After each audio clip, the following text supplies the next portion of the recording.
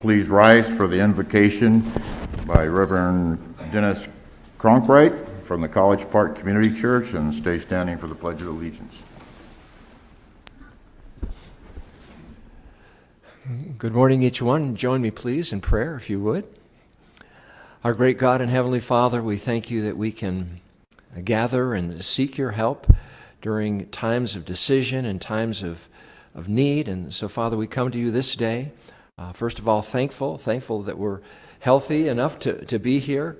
Thankful for your protection over us as we travel on highways and roads, and then as we just seek to keep ourselves from COVID and from the flu and from other things that might put us back in bed. We're grateful, Father, for your goodness to us. And we want to offer our praise and thanksgiving for that. And then, Lord, for the many needs that we have as a city, as a county, all the different things that are going on in our area. Father, for wisdom we want to pray.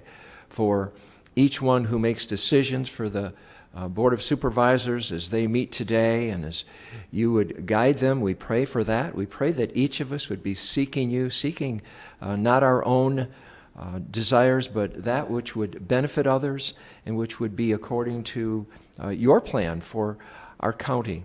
And so we pray for that. We also pray for health for each of our supervisors. We pray for your goodness upon them, as well as each one who serves in various capacities in our county. Bless them, favor them with not only good health, but also with wisdom and guidance. And so we give this meeting to you, as well as this day, and we ask it all in the great name of our forgiving Savior, the Lord Jesus. Amen. Amen. Amen. Please join the board in the Pledge of Allegiance. I pledge allegiance to the flag of the United States of America and to the republic for which it stands, one nation, under God, indivisible, with liberty and justice for all.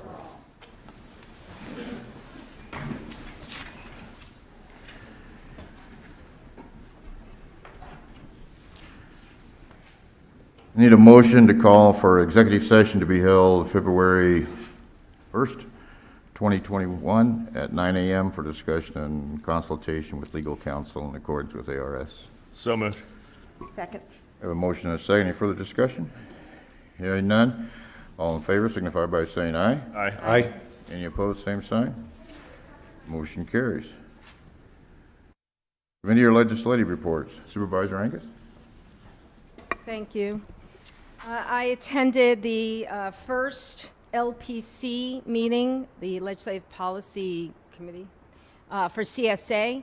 It's the beginning of the legislative year, so there's a lot of activity going on. I spoke last time about the things that we voted on as a association, but as bills trickle in, as they do, where it's brought to our attentions, and then we vote again to see if it's something that we want our lobby firm, which is CSA, to advocate for us. And it's just the beginning of it, like I said, but there are some bills that I think we need to keep our eye on.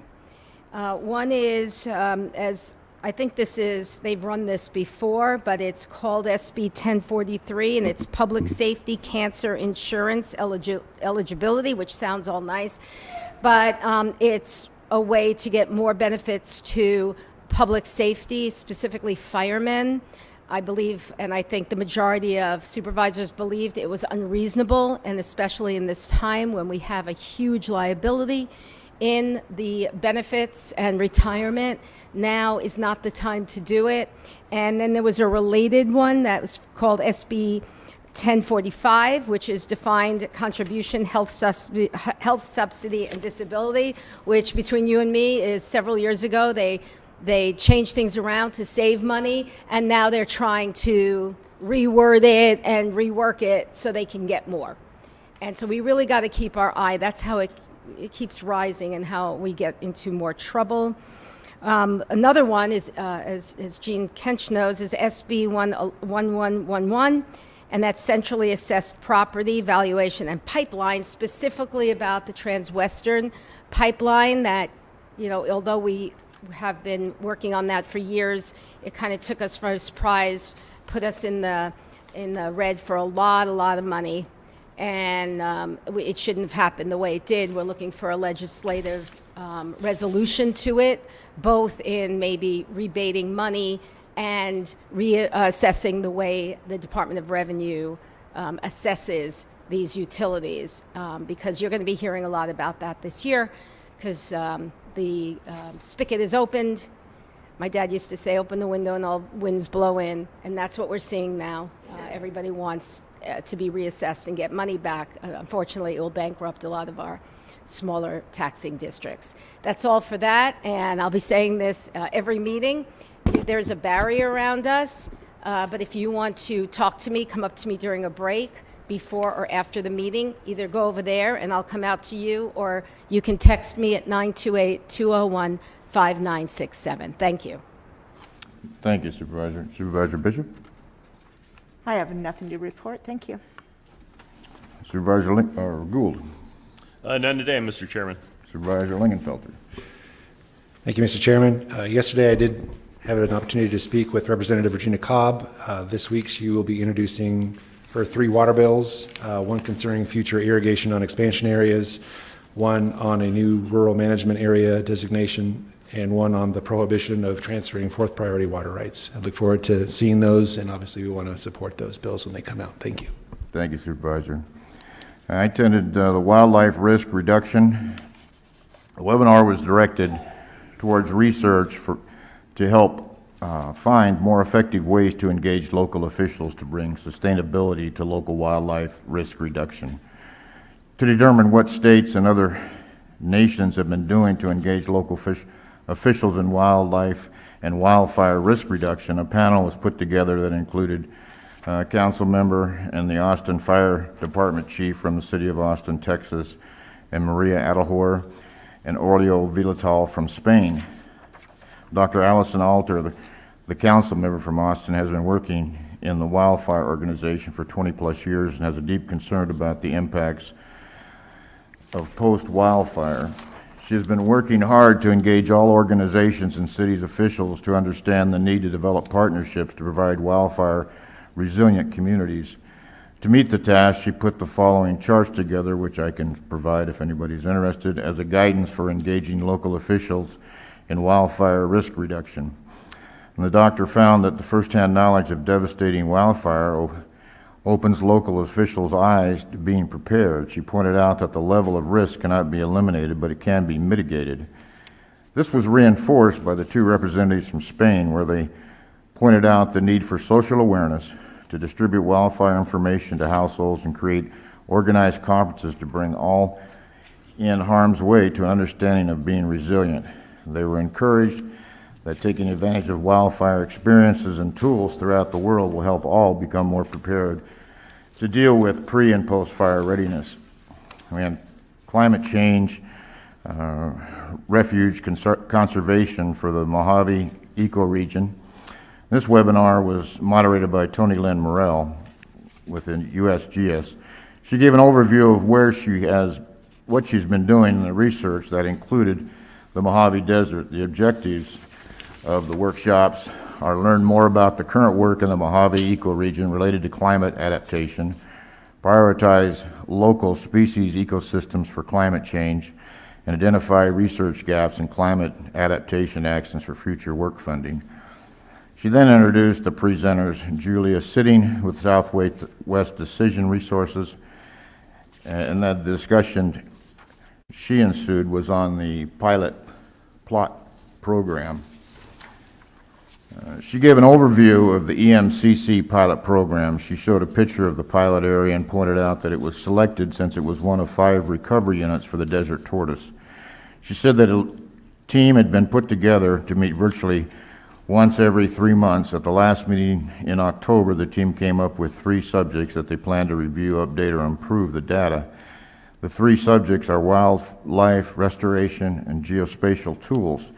Julia then gave an overview of the data viewed, showing maps of data that had been collected on the area. The 3 teams will provide updated material that can be used by agencies and individuals for best management practices for tortoise recovery. Larry Stevens with the Museum of Northern Arizona gave a presentation on springs in the Mojave Desert. Larry reported that there were 2,894 known springs in the Mojave Desert. He said that 99% of the spring water comes from precipitation. He laid out the human impacts on the springs as shown in a report in slide form, which I can give to anybody who's interested. He then laid out the flow paths for the springs as shown on the data charts. There was a great deal of data, but there's still much more that is unknown. Lynn has been studying water and springs in the areas for 50 years and feels they have only a small percentage of the data on springs. Pointed out that some plants only grow or occur around springs. When limited precipitation falls over the desert, it has an impact on the springs and where the vegetation is reduced or lost. Lynn Sweet, doctor from UC Riverside, gave a presentation on the Joshua tree, an overview of the Joshua tree, and presented some slideshows. Her work was mostly been conducted in Joshua Tree National Park. She pointed out that the healthiest trees will require close management. She has some ideas of healthy conditions based on her studies, but there is much that is unknown to make a sound prediction. Models have been developed, but models are based on the best data available or predicated on the data based on assumptions, and all actual data is really unknown. Even though we're seeing a slight change in the temperature and precipitation, little is known what will happen in the future and how well the Joshua tree deals with change. Lynn would be someone to talk to about the Joshua tree condition and possible future conditions of trees based on her studies as it relates to the proposed listing of the Joshua tree. Roy Avery Murray presented on climate change in the desert tortoise. He talked about the threats to the tortoise that included climate change. He said there are many models with all different results. Roy pointed out that the temperature determines the sex of the tortoise, where cooler conditions result in more male species and warmer temperatures result in more female species. The data on the tortoise health and condition is minimal, where much more is needed to determine best management practices. Roy went on to point out that research on the effects of climate change should guide future conservation. And Kathleen Longshore, USGS, talked about the bighorn sheep. She pointed out that the bighorn sheep's population is tied to precipitation and talked about threats to the species. The sheep are found in very rugged, steep landscapes to provide protection from predators such as the mountain lion. She said that pneumonia has been one of the biggest causes of the population die-off. She reported that their studies are using a combination of genetic and environmental indicators to assess vulnerability to climate change. The 5 characteristics used included genetic diversity, genetic isolation, geographic isolation, mean forward climate velocity from principal component analysis of 11 biological relevant climate variants, and maximum elevation. The biggest impact that climate change has on the population is diminishing water resources. Even though there's been a great deal of data gathered over the years, there's not a lot of data for bighorn sheep in the Mojave Desert. We then had Michael Clifford with the National Conservatory. He gave a presentation on climate adaptation and climate refuge for birds. He talked about the impact on the bird population, specifically due with the Amargosa River. He pointed out in his presentations there is a tremendous lack of data to make sound predictions on how climate change will affect the animal and plant species in the Mojave Desert. And a water security policy planning implementation. It was hosted by WRP, or Water Security Policy. The webinar dealt with water rights in the West and how statutes, regulations, policy, and guidance are implemented to promote planning for water security. The webinar included 5 presenters. Tony Williamson, he's the Executive Director of the Western States Water Council.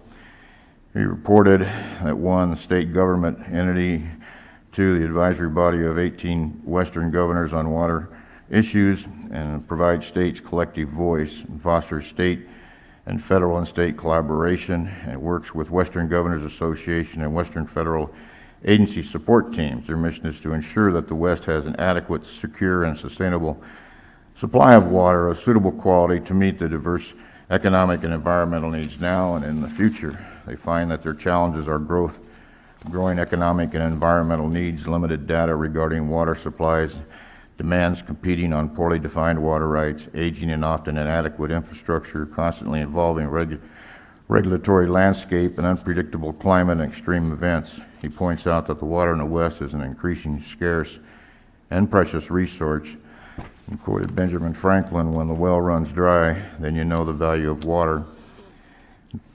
At WGA, the water report was stating to encourage sustainability growth policies and plans, states should identify the water demands and impacts associated with future growth. Additionally, states should develop integrated growth and water resource scenarios so that the consequences of various growth scenarios can be evaluated for both the near and the long term.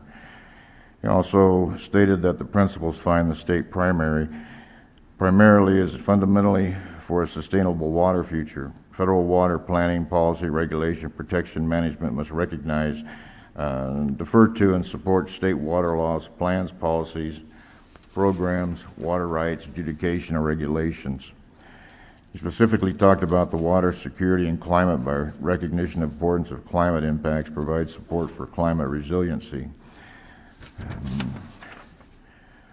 Mr. Goddard, who is a Deputy Director of the Secretary's Indian Water Rights, gave an overview of the presentation that would discuss federal settlement processes with the Secretary's Indian Water Rights Office that coordinates and manages the Water Rights Settlement Program, the benefits of settlement, challenges of settlement, and current issues. They said that the office provides the guidance to the chair of the working group and is set up to conduct settlement of water rights. DOI has completed 36 Indian water rights settlements since 1978. Congressionally approved 32, administratively approved by 4 by DOI and DOJ. Mr. Gulick said that the benefits to the settlement provide wet water to tribes, litigation provides paper water. Provided water to tribes while protecting existing non-Indian water users and provides certainty to tribes and the neighboring communities. I believe that's about all I had on that. County Manager's report?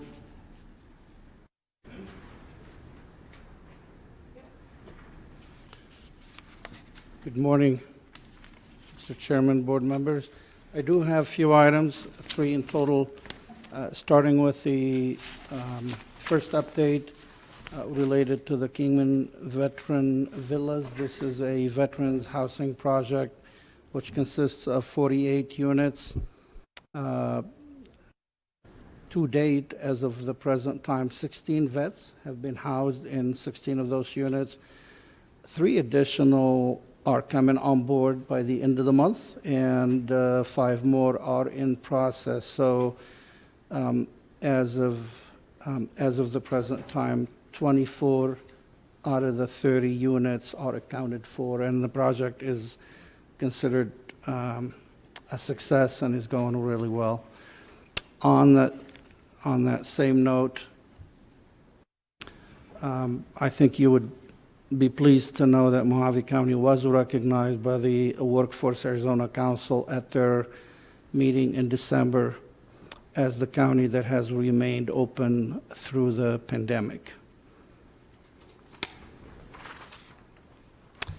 The other items that I wanted to share with the board is related to the emergency paid sick leave for employees. Our county employment pool continues to mirror what's going on in the community. We are also seeing a spike in the positive cases. So in the last 3 pay periods that span from November 21st to January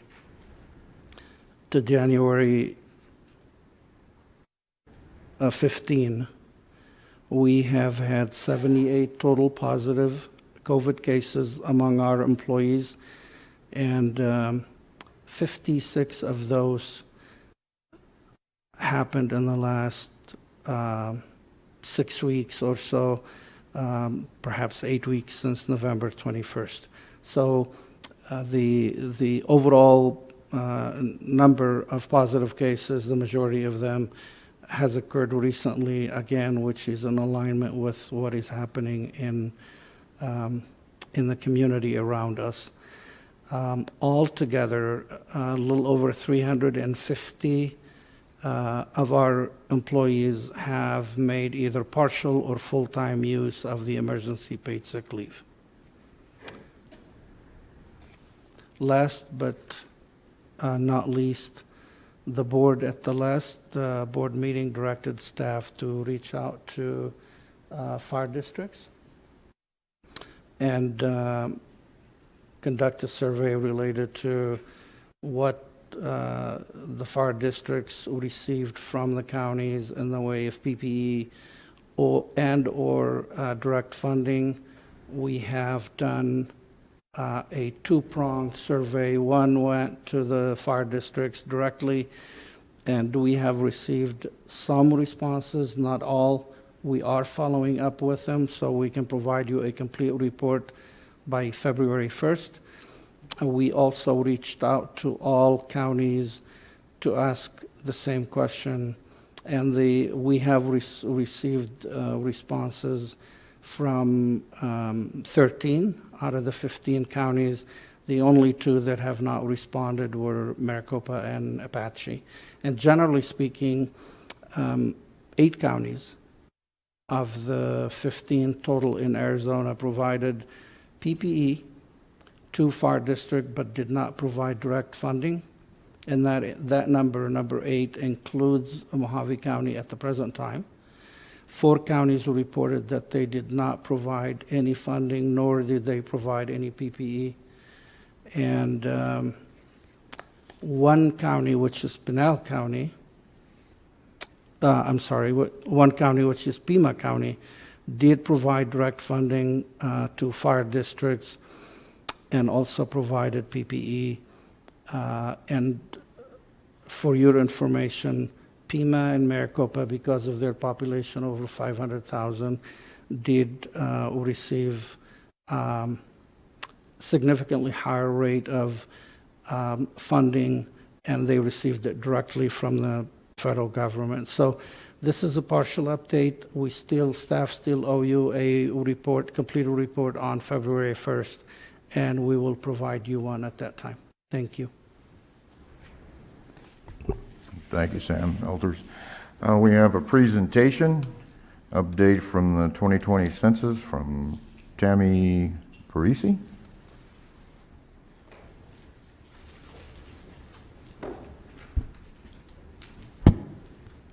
Good morning, Board Chairman. It's an honor to be with all of you today, members of the public who may be watching. This is an opportunity for the 2020 census, the Census Bureau, to thank Mojave County for all of the efforts that they undertook in support of the 2020 census and to get the citizens of Mojave County counted. I am honored to have with us today our second in command for all of the Denver region. This is Ms. Vicki McIntyre. She is the Assistant Regional Director of the Denver region and led the partnership efforts throughout our 12-state region.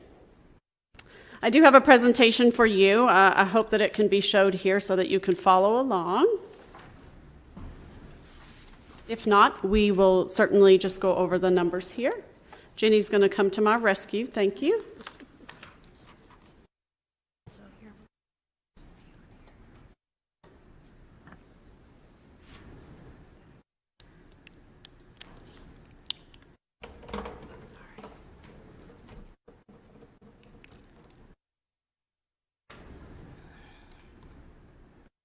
Do y'all have screens in front of you?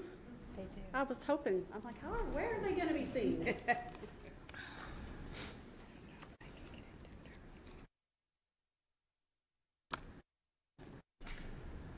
on here, though.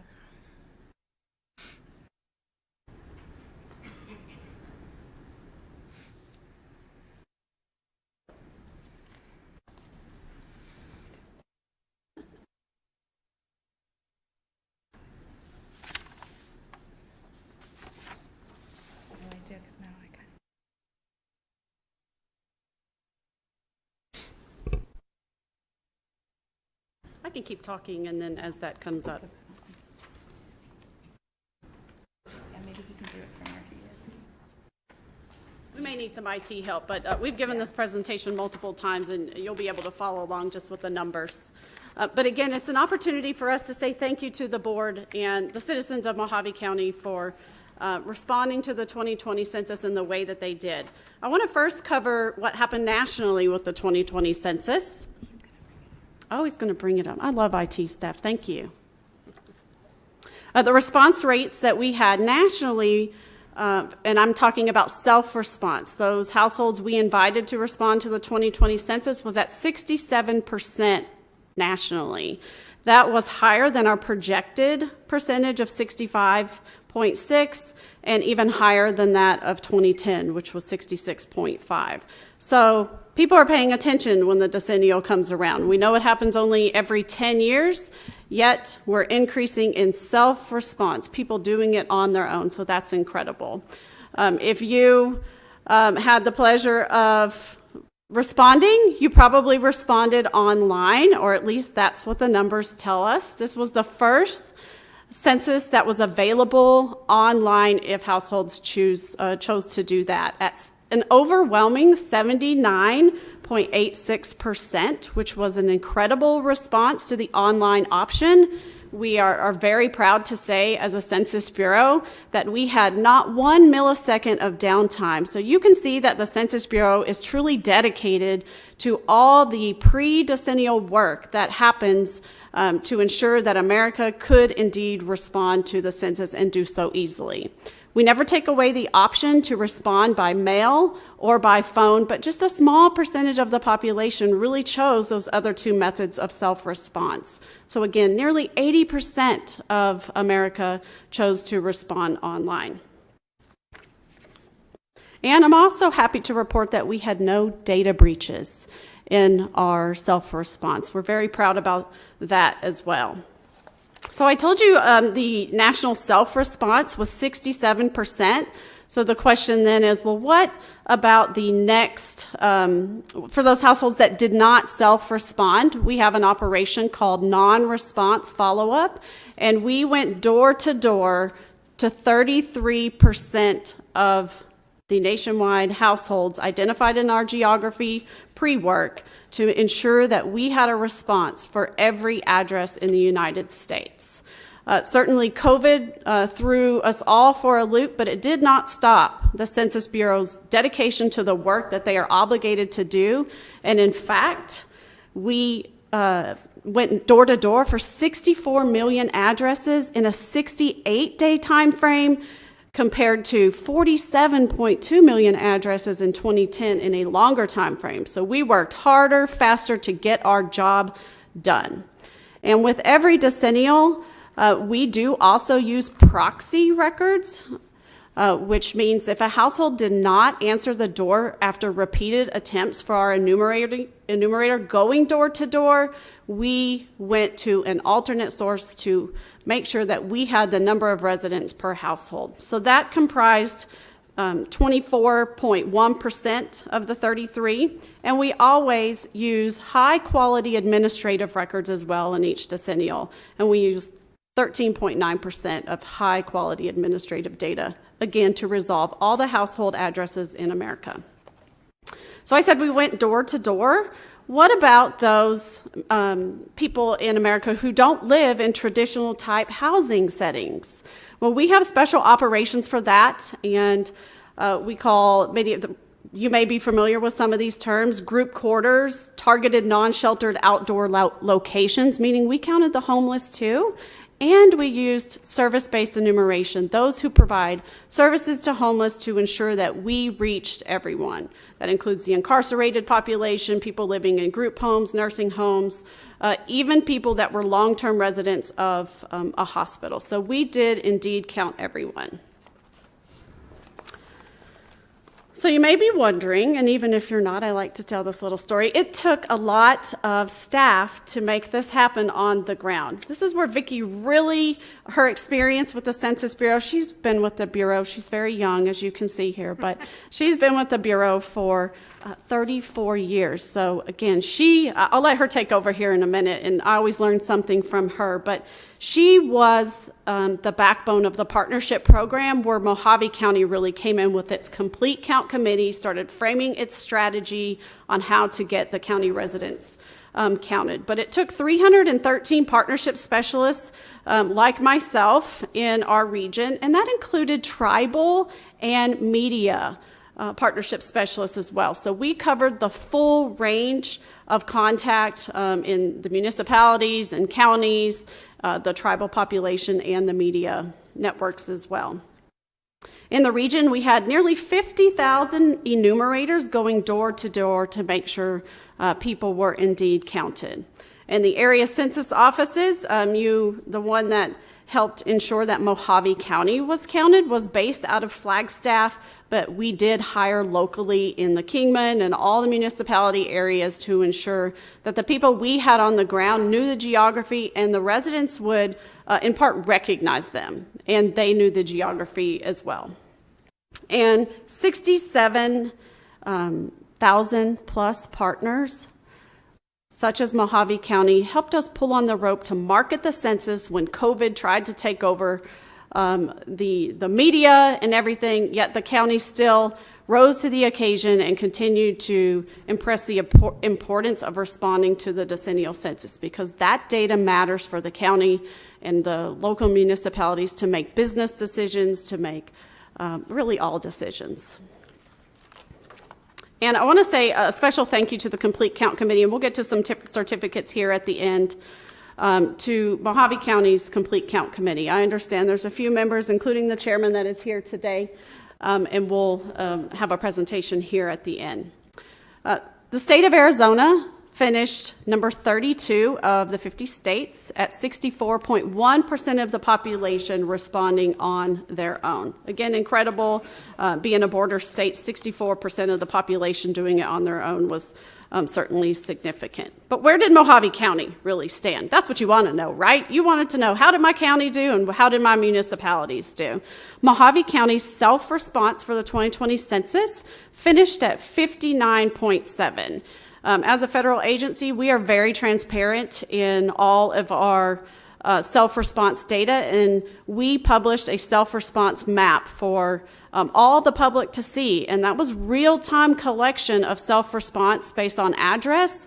And again, the county finished at 59.7% of all county residents or households responding to the census on their own, and that was an increase of 3.7% of 2010. Again, thank you to the Complete Count Committee and the county residents for really answering the call of the 2020 census. Cities and towns self-response, Bullhead City, 57.4% of its residents or households responded on their own. Colorado City, this may likely not come as a shock, 28.9% of their population still did it on their own, and we did make up the rest by going door to door even in Colorado City. So while their self-response looks a little bit low, we still counted all the households there despite the challenges that are there. Kingman, I don't know who's here from perhaps the city of Kingman, but wow, what an amazing self-response.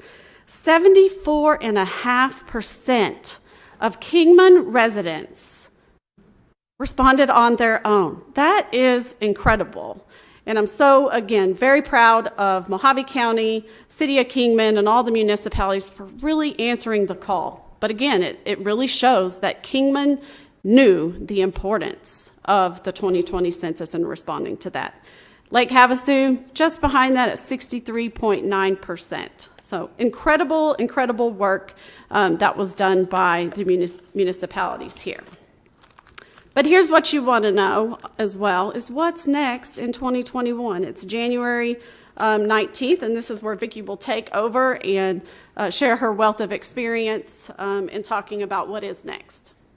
All right, good morning. Thank you, Chairman Johnson and Board, for having us just for a few minutes this morning. So what's next in 2021? Well, the statutory deadline has come and gone to deliver counts for apportionment. We are working tirelessly to get those counts delivered. As you know, redistricting data also for the state is dependent upon the apportionment counts being released. A lot of political power and funding comes from those counts. And we have to make sure as an agency that our numbers are accurate and correct before we release those counts. It typically takes us about 4.5 to 5 months to process data. This is the first census where we had both phone and internet in combination with paper. So this was new technology for us for the processing end too. And the census was supposed to end in July, and it ended in October. So getting data out as quickly as we can is what we are striving for now. So as you know, we have not released the apportionment counts yet. We are working hard. NPR put it in the news. It looks like it's going to be around March 6th right now. That's in pencil, not in pen. And it will take a few months after that before the states get their redistricting data. On a side note, we have released, starting today, the shape files and the geography and everything. So redistrict planning will have what they need for redistricting as soon as that data is out. So that's what's next there. Right now, we are also doing the post-enumeration survey. Every time we do a census, you get numbers where there's an over or under count at the state and ethnic levels to evaluate how well we did the census. And we are still doing that post-enumeration survey. One of our last phases actually starts in a few weeks. So we will be back out in the community. It's like redoing the census all over again, but it's a sample and it measures the quality of the work that we actually did during the census. So that's going on. We also do monthly surveys. Those of you who use the American Community Survey planners, who do a lot of planning, we do door-to-door operations month in and month out, all year long. The unemployment rates that are collected for Bureau of Labor Statistics are collected the week of the 19th. We're doing that right now. We have about 1,500 permanent people that go door to door, day in, day out, just in our 12-state region, collecting data for other agencies. So just because the census is over, and everybody always says, I answered my census, why is the census back at my door? We do data collection all the time. The American Community Survey used to be the long form of the census. It's in every county, on every tribal nation, every single solitary month that we collect that data. The top 5 surveys that we do, we were doing an American Pulse survey, both business and home during the COVID. If you haven't seen this, the information from this, it is the most timely, fast survey we've ever put out. We started doing this in May. It was supposed to be our last fave. We just collected data, and that just came out, and we probably will get funded for another wave because we just stood this up during COVID to measure what effect this pandemic was having on our economy and individual households. So the American Pulse survey, and we have a business side and a demographic side to that on our website. Really great information. There was some news stories out this weekend that actually cited data in it on NPR, in Washington Post, that kind of stuff. So that's a new hot item. The American Community Survey is what a lot of planners use in order to stand up businesses, determine where they should place businesses, use the data to get grants. We also do the current population survey that does the unemployment rates every single month. We're collecting that. We collect it the week of the 19th of every month. That's going on right now. It happens every month. We do the National Crime Victimization Survey. The only source of unreported crime in the U.S. is collected by our agency. That's a monthly sample that we do for Bureau of Justice Statistics. And we do a National Health Interview Survey door to door every single month. A lot of that has to, CDC has us doing some data collection for that survey. So we do a lot of survey work. We're out there all the time. It's just not every 10 years where we're out in the field collecting data. So that's why we have a permanent office going in Denver all the time, managing survey work. One of the free give backs from our agency to communities is our data.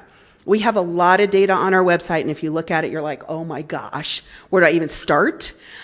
So we actually have what's called data dissemination specialists that actually will do presentations and trainings locally, free of charge, on how to use our data. So if anybody ever has data users or data needs to understand our data and would like to attend workshops, we have webinars online that people can sign up for. There's actually one publicly available on the Pulse survey that I just mentioned, coming in just a couple weeks. I believe it's on the 3rd of February. You can dial in. You can see the data from the Pulse survey, the effect the pandemic has had on our business and our local communities. Shows you how to use that data. But we do have people that actually get in the weeds. They can tell and help planners write grants and use our data and create customized tables from all the data we have. So that's our free give back to the community with all of our data products.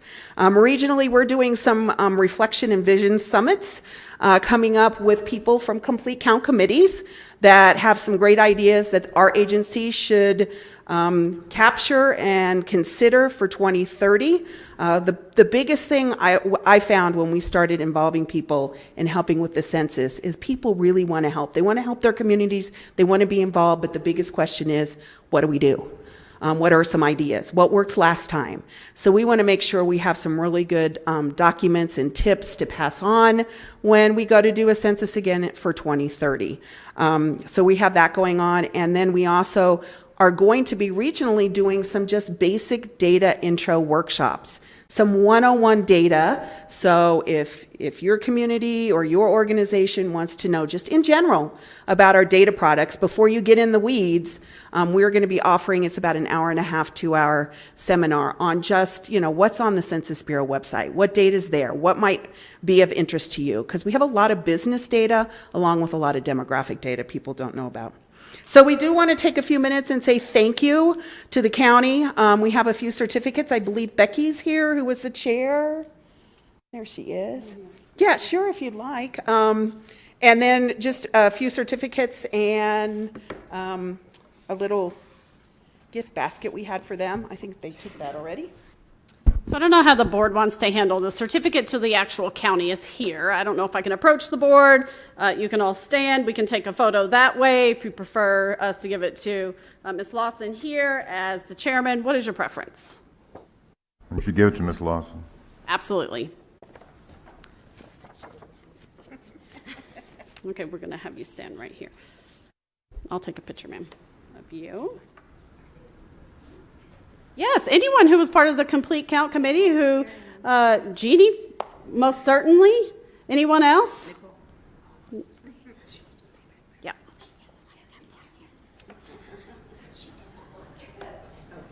We know there's a lot of work that's been done by a lot of people here, so in respect that you may not want to come forward, we do at least want to share the names. Chairman, Ms. Fossen. Vice Chairman, Nicole Bratley. I should have worn glasses.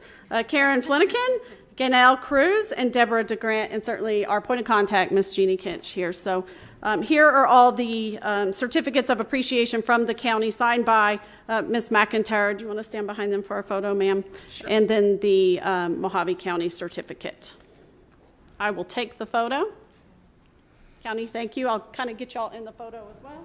Do my best. That's a great photo. 1, 2, 3. Zoom in here. The county envelope. Wonderful. Thank you so very much.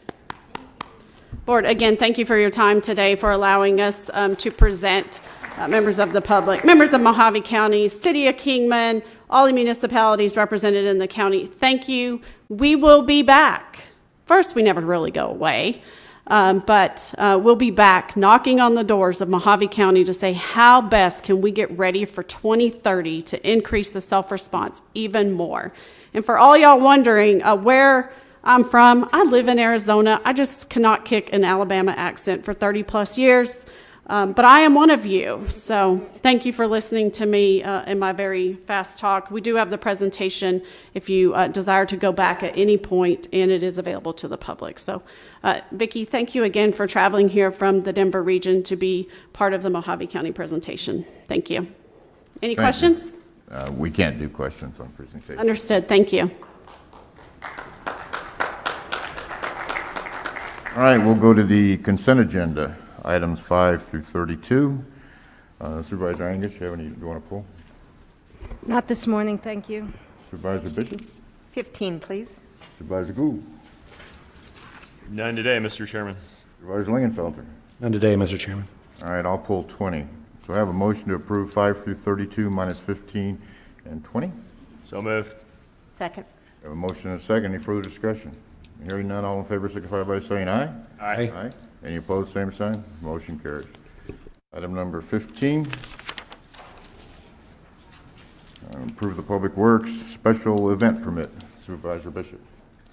Thank you, Chairman Johnson. I pulled item number 15 because the numbers are rising in Mojave County with COVID-19. And having attended this event several times in the past years, I know that it's well attended, and their permit says that there's going to be 70 teams, 5 members each of these 70 teams, and they're expecting, in addition, 500 spectators. They also state in their permit that their plans are to shut down part of US 66 through this area where the event is being held. So if they block off 10 foot of Highway 66, which is narrow in the open community anyway, and then they have 500 spectators along with the resident boroughs, I see a liability for the county that I'm not comfortable with. So several issues here that I'm concerned with is the close proximity of that many people, number one, and just equally as important is the traffic concerns and the ability to get from one side of the community to the other in the event of a medical emergency or a traffic situation. Does anybody else have any questions or concerns? I have a few questions, Mr. Letowski.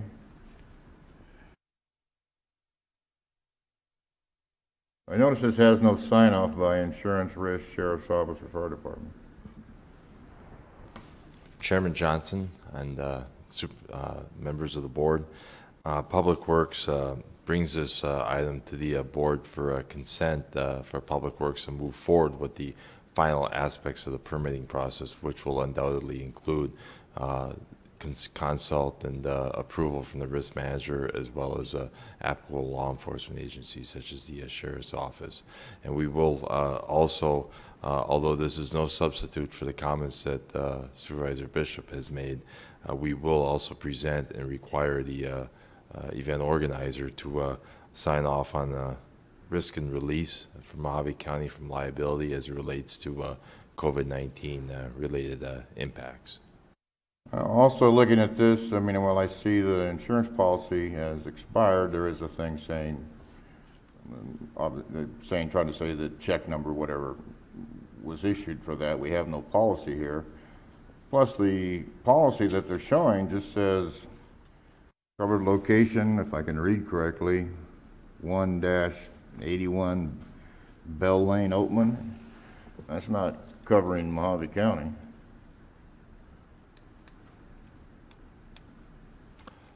Chairman Johnson, we would have the need to replace the insurance certificate as well. And as noted in our checklist, we have yet to obtain, of course, a affirmed support from the risk manager concerning this. So all these documents, what happens with staff and packaging these board actions, as we had to present this for board consideration about 2 weeks ago, we worked with the latest available information, but all of that will be updated. Otherwise, we will not issue a permit.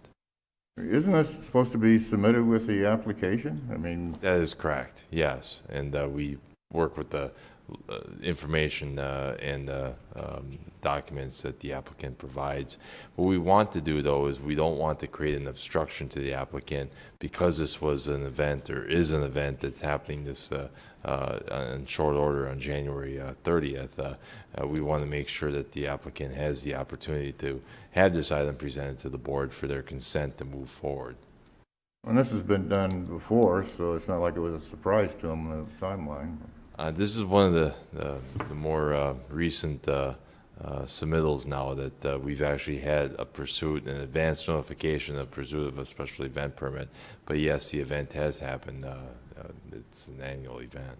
That's all I had. Anybody else? Supervisor Angus? Supervisor Johnson. This is an event that happens every year. It's outside, right? Yes. And The downtown area, Bowman. right, and there are events going on all over the state, all over the country like this. It's not against our policy right now, correct? Correct. Right. And we also, facilitate that release of liability. Public Works is focused on the traffic, management and control. Right. So as it relates to the COVID impacts, we would rely more on risk management and, of course, the board. And it brings goodwill and economic, financial well-being to this area that has been hit hard from it. So I don't see why we wouldn't approve it, honestly. I mean, we want to make people feel worse. We want to keep them in their houses. This is outside. People who are, again, people who feel they don't want to be in crowds shouldn't go. But no liability comes back to us. I had a hard time understanding Supervisor Johnson through his mask and the thing. So just if you could speak a little slower maybe, because it's just really hard to understand. So does Public Works have any issues with it? Does the sheriff have any issues with it?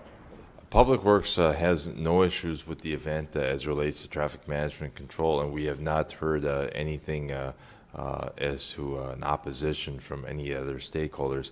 We will have to obtain the latest certificate of insurance and also the liability release, but I'm sure that is forthcoming. And the nuance with this is the idea that we wanted to make sure we made the January 19th meeting, so we worked with the latest available documents. Sure. But the applicant certainly will be working with us now in the coming days if the board does support this going forward. Okay, thank you. Thank you. Anyone else? Mr. Chairman, Yes. I move that item 15 be approved. Second.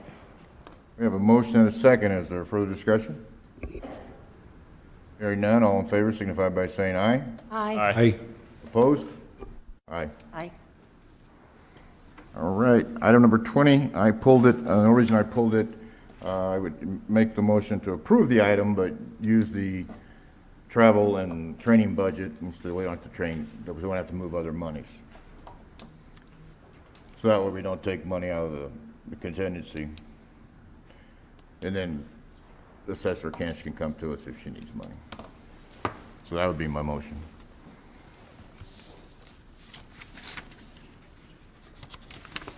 Chairman, thank you for the opportunity to speak. The furniture that we have there is over 35 years old, attached to the walls and the floor. And Mr. Meading tells me that if he tries to take it apart, he's not too sure he'll be able to get them back together. At this time, we're having some remodeling for our customer service area in the assessor's office, and now's the time to just get it all done. We didn't put it on the original agenda because we didn't realize that the furniture was going to be in as bad shape as it was. So thank you for the opportunity to speak, and if there's any questions. Thank you. Thank you. There a motion, do I have a second? All right, motion dies, lack of second. My motion is to approve the item, but to take the money from, or just to authorize the assessor to transfer money from her travel and training budget to cover this, and then if she needs money to come back for the contingency. Second. A motion and a second, further discussion? Excuse me, Chairman Johnson, is that normal procedure to take it from like a budget item? I mean, honestly, it's all coming from the same place, but do you do that? I mean, does it come from when anyone does it, gets new furniture or has to it comes from their own budget? Does it usually? I just want to do what we always do. I don't want to look like we're singling somebody out or doing anything improper like that. Departments move money all the time to cover their, Why, it's not a huge amount of money. Why is it important to do it like this when it's money that could be budgeted for other things? We have money in the contingency fund. Did you work with the county manager on this, Jean? So it was just came from your office.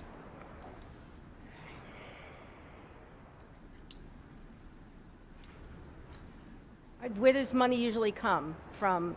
Chairman Johnson, if I may respond to the inquiry. Supervisor Angus, specifically, this is fairly common for departments to try to make up any deficiencies between line items from another line item. In this case, it was a capital item, which was not presented before the citizens of the county nor the Board of Supervisors during budget time. So we did need to make sure that it is presented in a public forum, and if approved with a line item transfer or a contingency transfer, that the board approved that and is aware of it. Mr. Chairman, may I ask the assessor a question?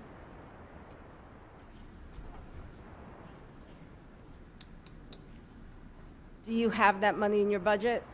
Yes, we do. Training and travel? We do. How much do you have? Do you know offhand? I do not know offhand. But will it leave you, I'm sorry? will it leave you, you know? I having to don't keep coming believe so. back to the board? Because of COVID, we did a lot less travel this year. So that's where we were trying to make it easy for you, so we can keep it in our budget. But we did was hoping that she would make the decision for us, and she's the one that knows where all the beans should be put in the best place. All right. That was in the backup. The assessor offered that money up. Generally, historically, the assessor's office has about between 100 and 130,000 remaining in budgeted but unspent funds at the end of the year. So they should be able to achieve that recommendation. Okay, that makes Thank sense. you. We have a motion and a second. Any further discussion? Hearing none, all in favor signify by saying aye. Aye. Aye. Any opposed, same sign. Motion carries. Item number 33 is County Manager, discussion possible action. Approve the adoption of Board of Supervisors Resolution 2021-017. Mr. Altiers.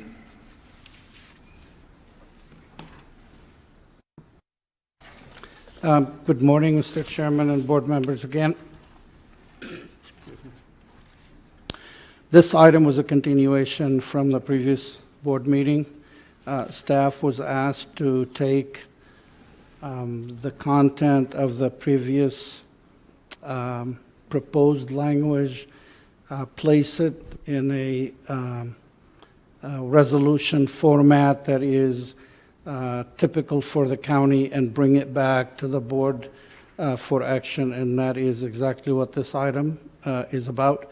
We took the language that was offered by Supervisor Lingenfelter, placed it in a county resolution format, and that is what is in front of you. I'd be happy to answer any question you may have for me. Are there any questions? I do. It's stated in there, both the state and federal governments in their response to the novel coronavirus have acted in excess of constitutional authority, transgressed structural constitutional limits, and infringed on the rights and privileges of the people. Can anybody explain to me what the authority of the feds or the state have done to violate these things that we're trying to make a resolution on? We've had lawsuits that haven't been have been adjudicated in the state and the feds' favor. Chairman Johnson, I have comments I could share at this time if it would be appropriate.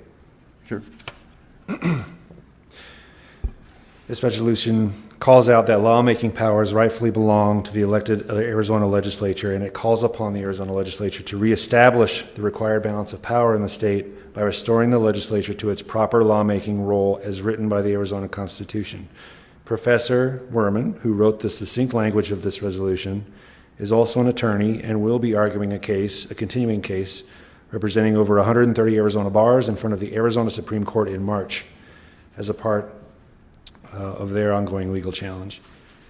What the Arizona legislature found controversial during their December 2nd, 2020 hearing of its joint ad hoc committee on legislative oversight of emergency powers was the governor's reading of statute granting the entire police power of the state with almost unlimited discretion as one man over important and controversial political, economic, and moral policy questions, including the power to close and regulate certain classes of private businesses and citizens under a broad delegation with minimal guiding standards and for an indefinite period of time. During the session this year, the legislature will decide what laws are required. That's their role. That's why those 90 individuals are elected, 60 in the House, 30 in the Senate. Perhaps it may be that only certain classes of private citizens and businesses need to follow new regulations in the coronavirus era, regulations far more rigorous than those that must be followed by Target, Walmart, and most others. If so, then under the Arizona Constitution, the legislature will debate the issues and make those laws as our elected lawmakers. This resolution is not a call for anything unreasonable, and anyone that says it is has not really read the resolution, in my opinion. For those that are out spreading misinformation that this resolution takes away anything from the county's coronavirus response, this resolution has zero impact on Mojave County's continued coronavirus response plan. Mojave County is currently working diligently with a strong network of vaccination providers that are immunizing for impact. That network of providers continues to voluntarily vaccinate anyone 75 years of age or older, as well as those who are covered under both Phase 1A and Phase 1B of Arizona's vaccination plan. The state has also launched state-level vaccination centers, and individuals may drive down to get vaccinated if they are 75 or older or covered under Phase 1, Phase B, regardless of where they reside in Arizona. Mojave County personnel also continue to work very closely with our regional hospitals to assure that they have the resources required to do their jobs. I actually don't know how Mojave County public health staff are getting any other work done, because we're getting 6 or 7 reports every single day. They're compiling and crunching numbers all night and day, so my hats are off to them for getting all that done. Also worth noting, in January 2021, 10 months after the beginning of this, citizens can have anything they desire delivered right to the door of their home.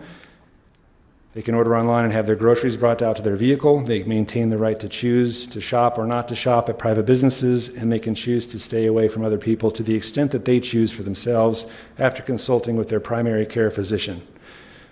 I also believe that people medically are trying to do their part in the community, as evidence is that flu cases are way down this year, the last I read. In closing, I don't believe that we're going to heal our nation. We keep hearing about healing through censoring American free speech or through censoring legitimate policy questions. We start healing locally, regionally, and at the state and at the federal government by doing exactly what this resolution calls for in Section 1, by the legislature reclaiming their authority and hearing from the respective and divergent parts of the community so that proper policy and legislation may be made.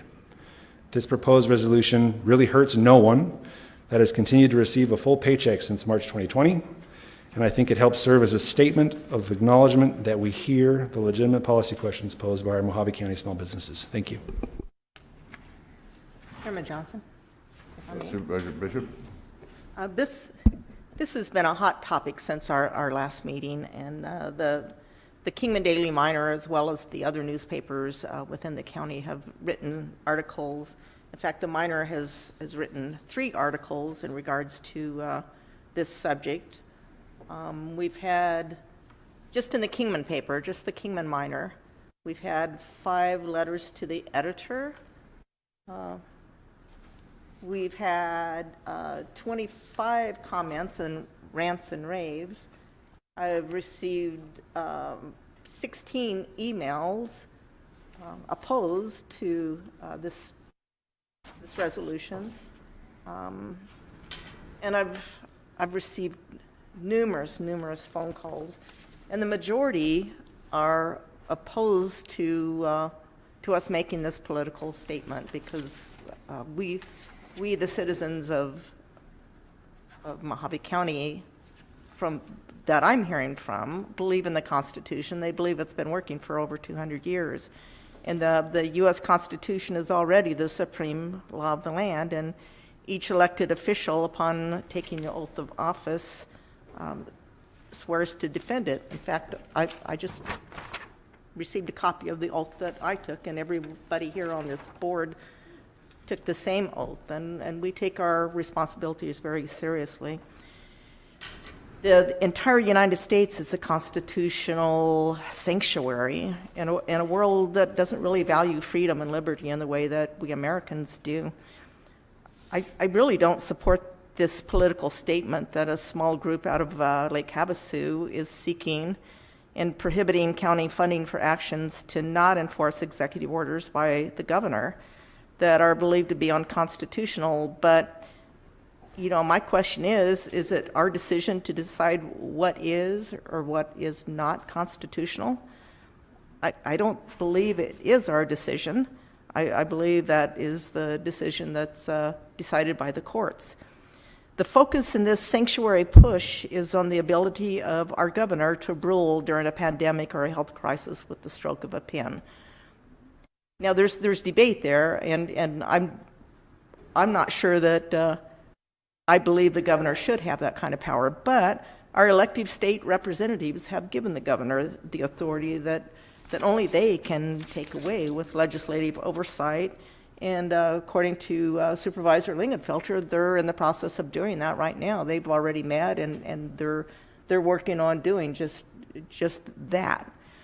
So the state Supreme Courts have already weighed in on the rights of the governors to issue these executive orders. And if we could all agree on what's constitutional and what is not, we wouldn't need the U.S. Supreme Court, would we? There's a reason such matters are tested throughout the U.S. court system rather than being left up to the interpretation of elected board members, such as the Board of Supervisors or city councils, or this Havasu patriotic group.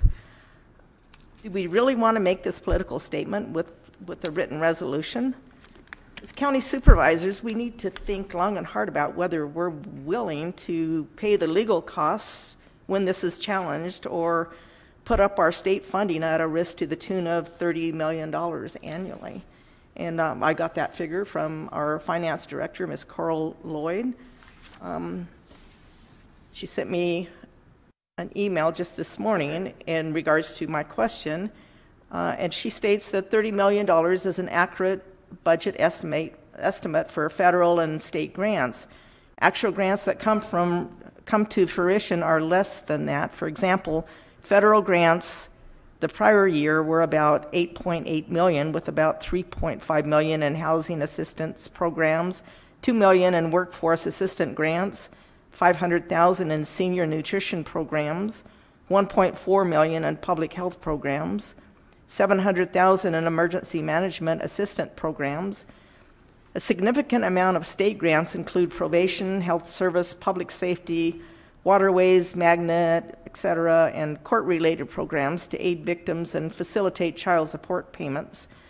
So then I asked her what kind of a property tax increase would be sufficient to raise $30 million in the event that we lose this type of grant funding. And she estimates that a property tax of $1.49, $8.8 million in actual federal grants received and spent equals property tax of 0.44. And then she also sent a list of these federal grants that I can forward to other board members if they are interested. But I personally would like to give staff a chance to review and kind of soften the blow. I gave you all a copy of the resolution that Supervisor Lingenfelter is supporting, written by a young attorney that's is arguing in March, according to Supervisor Lingenfelter, and I think he has a conflict of interest, and I'd like Ryan Esplin to give me his opinion on that. You know, should we have an attorney that's representing a legal case write a document for us that's going to support his clients? I don't know. That to me just doesn't feel comfortable. So I would like staff to have an opportunity to review this resolution and write it in such a way that Mojave County supports the United States Constitution as it's written. And I think the way that this attorney wrote it, it may have an alternative motive there that will not set well for Mojave County. And given that over $30 million of our budget comes from federal and state grants and contributions, I believe it's important to maintain a professional position with our state leaders. Thank you for allowing me to speak my opinion. Supervisor Angus? I'm a little confused. Where in this document does it say that we are going to go against everything, like with our money, with our resources? We actually took that out from the original one that was so much more harshly worded. This doesn't do anything like that. And as we found out early on, our grants have nothing to do with it. And if it did, if making a political statement supporting the Constitution would mean that this administration would not give us $30 million in grants for speaking up in favor as an elected body, then we have a lot more problems than grants and coronavirus, which, we'll hopefully never have to talk about, but I suspect we will. It's just a statement. It's as soft as you can possibly be. It doesn't tie us to anything. It doesn't say we're not going to do something. Frankly, I wanted it to be a little bit more like our Second Amendment Sanctuary County resolution literally said, if the state or federal government makes any laws that contradict the Second Amendment, we will not expend any resources, buildings, anything to enforce those laws. And that was voted unanimously by this board, minus Supervisor Lingenfelter. So this is nothing compared to that. It doesn't, and we purposely did it because of those concerns that we talked about the first time. So this is as soft and gentle. Again, I'd like it to be more, but it's just saying, like our Sanctuary County Second Amendment, this is who we are. When we were doing the Second Amendment, everybody said the same thing. Well, we're constitutional, we're an open carry, we have, very, very conservative gun laws. But look what's happening now. They're already telling us. So I suspect that Second Amendment Sanctuary County resolution is going to come in handy when we fight those things. So as this is written, I don't even think we could use this if there was some unlawful thing that came down the way. This is just, to me, like a line in the sand, and telling, and whenever you're going to do something that's, of a controversial political nature, you're going to have people who disagree. I got people both ways, supporting and not supporting, and I know those people, and we just have a different way of viewing the country and the world, and that's where we are right now. So I think in this time in history, now more than ever, we need to make these statements about who we are, and don't mess with us. Because we're watching, and we're not going to adjust, and we're not going to do it to get to get some money for grants and things. And if that's the county that you want to be, then I don't know what to say. People move here for specific reasons, and we can see by the elections and the percentage that we are. I don't think I'm wrong in saying we are a conservative county, and there's nothing wrong with making this statement. Zero. So I am for this, and that's my statement about this. There's no clapping. Supervisor Gould? Thank you, Mr. Chairman. Earlier in the discussion, you asked for an example of how the state has violated the constitutional rights of individuals. The 14th Amendment to the United States Constitution guarantees you that you will not have life, liberty, or property taken from you without due process of law. The governor, in an executive order, suspended evictions. I've mentioned this before, which earned me a nasty gram from a member of the public that called me a human waste product, but that's beside the point. As a property owner, my property belongs to me. And if I choose to rent that property, then that's a private agreement between myself and the individual. That's a private right to contract, which is both a protected constitutional right and a natural right that supersedes the Constitution. When the governor issued the ban on evictions, he violated that right. That is not something that he was given to the legislature. And the argument in court that will continue to go on in court is whether the governor has the authority to create new law out of thin air. and the governor has created new law out of thin air. They also required gyms that were not subject to regulation to sign away their rights to open back up, which I believe is a violation of their rights also. As mentioned previously, this resolution is merely a statement and does not require that the county spend its money fighting anything. It's just a statement of policy that will interpose between higher levels of government and the folks in the county if and when a situation arises that higher levels of government want to oppress the people in an unconstitutional manner. It's a statement of policy and not really something that says we're going to waive off federal grants. I'm more than happy to waive off federal grants because with shekels come shackles. Every one of those grants comes with strings.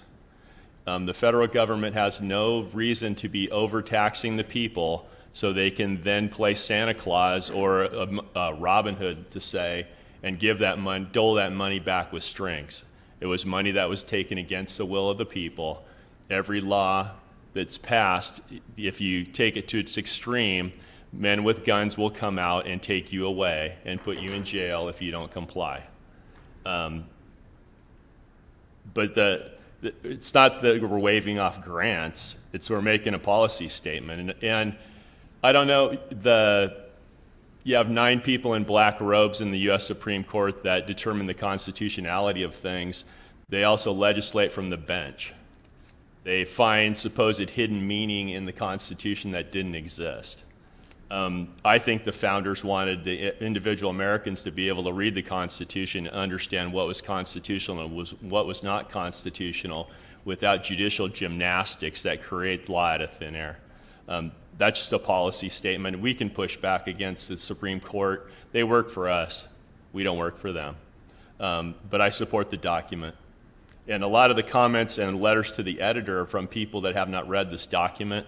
They have taken a look at the previous document, which I agree with Supervisor Angus was way more harsh, and it was also an admission of guilt that the county had violated your constitutional rights. I never voted for that stuff, so my hands are clean, but I told the drafter that you're gonna have a hard time getting the county to admit that it violated your constitutional rights. That's not even in this document. Thank you. Chairman Johnson. Supervisor Bishop. So we are here to represent the constituents, not our personal beliefs and or individual groups that we agree with or weigh heavy on one side or another. And in fact, I had one constituent that sent me a email directly and stated that they tried to go through the county portal, but it didn't seem to be going through, so they sent it to me personally. So I'm going to take a point of privilege and read this into the record. And it states, to the members of the Mojave County Board of Supervisors, I am writing in opposition to proposed resolution number 2021-017, FKA Resolution 1776. Since the pandemic began, I watched the Mojave County Board of Supervisors go from taking the pandemic seriously, launching a portal to provide residents with up-to-date information, and holding regular meetings to the board that partners to the whims of a small but vocal minority of county residents. These individuals have been successful in getting the county to remove the mask mandate in county buildings, remove the county state of emergency order, reference COVID-19 and the BOS voting, to refuse to take state federal funds to be used by the health department to enforce safety protocols regarding COVID-19. Now these same people are pushing the county to adopt Resolution 1776 to send a message to the legislation, according to Supervisor Angus, who along with Supervisor Gold seems to be in the league with this group. I've lived in Mojave County for decades, and there have always been anti-government types here. Back in the day, these people were considered the lunatic fringe and weren't taken seriously, but now with the internet and social media, far-right groups and organizations have indoctrinated vulnerable individuals with a steady diet of conspiracy theories misinformation, and outright lies to the point that these individuals now live in an alternate reality. Many of the people who have appeared before the board in recent months, as well as the board members themselves, have repeated the conspiracy theories, misinformation, and lies that are circulating on the far right. Some of you may feel that the reworked version of the Resolution 1776 is palatable compromise that will appease these people, but they will be back next month and the next complaining how their rights have been violated by the county, state, or feds. Some of our local Republican leaders are using the incoming Democratic administration as an excuse to have these resolutions in place, even though they admit they are basically useless and are a political exercise. The only purpose of these types of resolutions is to trigger the paranoia and the delusions of these individuals who have fallen victim to the onslaught of lies and disinformation.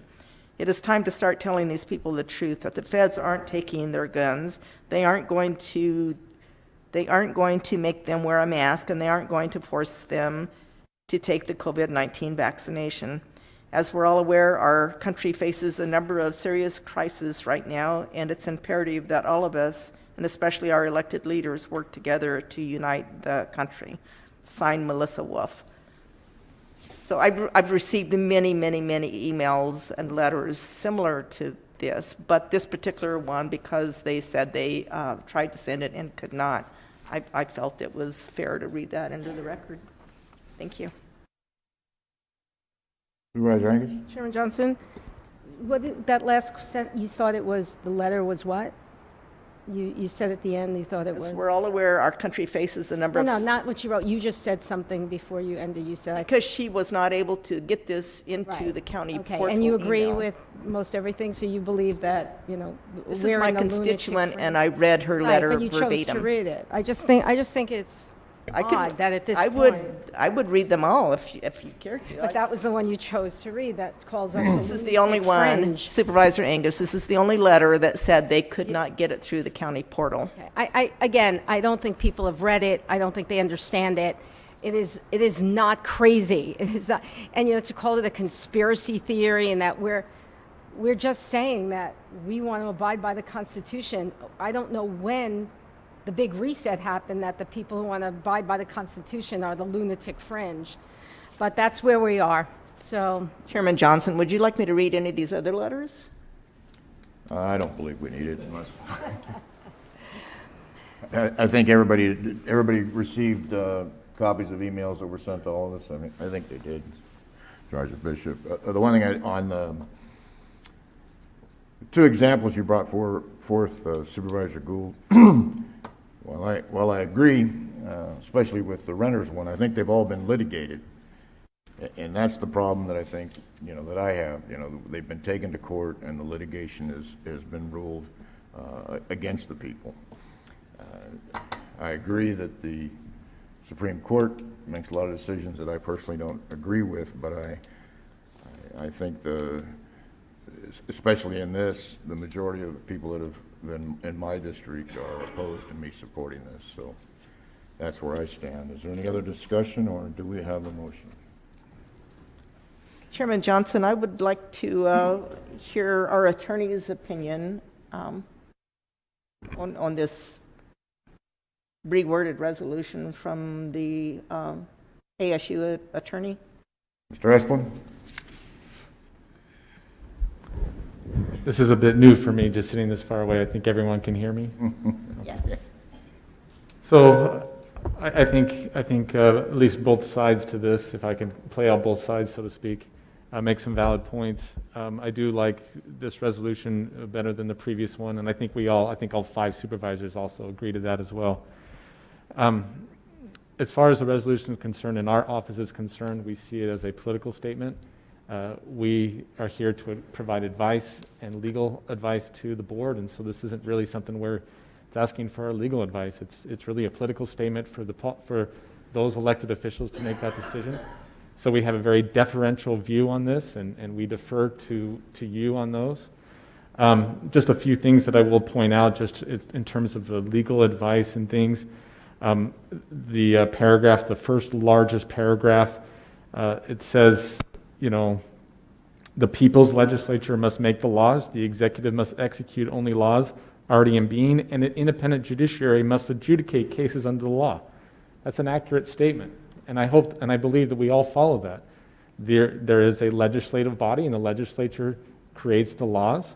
There is an executive body, and the executive body then executes those laws. And there's then an independent judiciary, and the independent judiciary reviews and interprets those laws. And I think that's a correct, sound principle, and that's what we're trying to do. The question is whether the governor has exceeded his authority or not. And here we have members of the board here who believe that. We have members of the board who believe they have not. We have seen courts, and at the previous meeting where I was here, I pointed out there were courts that said, no, the governor did not exceed his authority. We will find out if they exceeded the authority on the bars issues, as pointed out by Supervisor Lingenfelter, hopefully in March, when that issue will go before the Arizona Supreme Court. I will clarify, too, that the Arizona Supreme Court, those members of the judiciary were appointed by the governor, but they are voted by the people every 4 years. There's a retention vote. I don't know if you see that, but there is a retention vote. I see Supervisor Gould smiling because you and I both know that retention vote is usually about 90%. Most people don't look at it, but it is a retention vote. I just want to point that out. That's a little bit different than the U.S. Supreme Court, where those Article III judges are appointed for life and they have a different process. But in Arizona, there is a retention vote for at least those judges that have been appointed that way. So, long story short, we defer to the board. It's not illegal. At least I don't see it as illegal. It is just a statement. It's a political statement. I do have some concerns, at least in terms of the message you're conveying, saying that we disagree with that, but that's for your prerogative. That's your view. That's not for the county attorney's office to make that decision. There is kind of a mixed message in terms of saying we don't like this, but then in the future, if we're asking for funding and things, we don't know how the governor will react to that. So you just got to consider that. Just take that into consideration is what we're saying. But in terms of it is a political statement, and it is one that if you wish to make, that you can do that. Anything else, Supervisor Bishop? No. Do we have a motion? I'd like to make a motion to approve resolution number 2021-017. Have a second? Second. We have a motion and a second. Further discussion? Hearing none, all in favor signify by saying aye. Aye. Any opposed, same sign? Aye.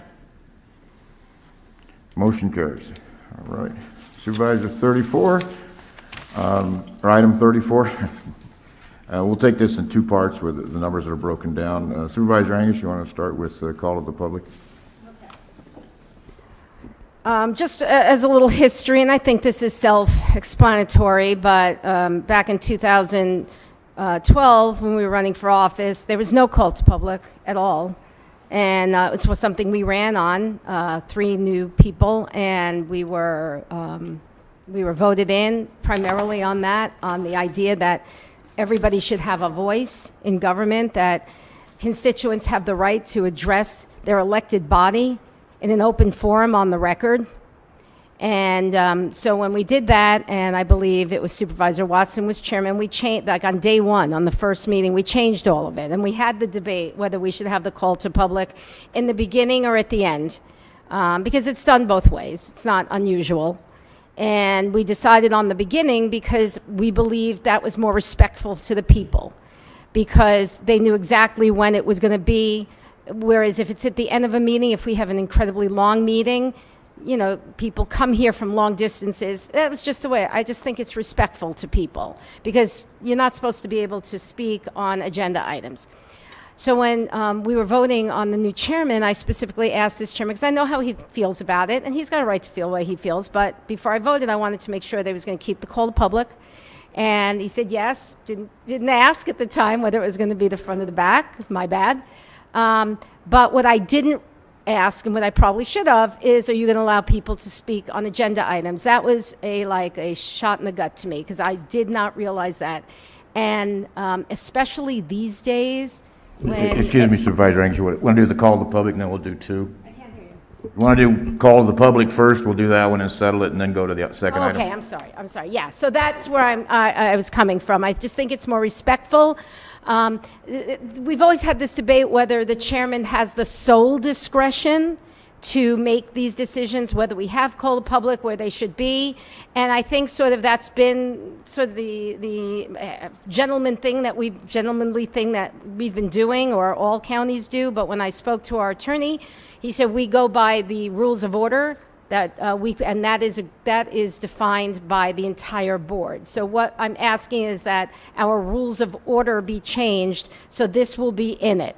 And so every chairman coming forward, if they really want to change it, they will have to bring it before the board again. So on the call to public, that is what I'm asking, just to put it back to the beginning of the meeting.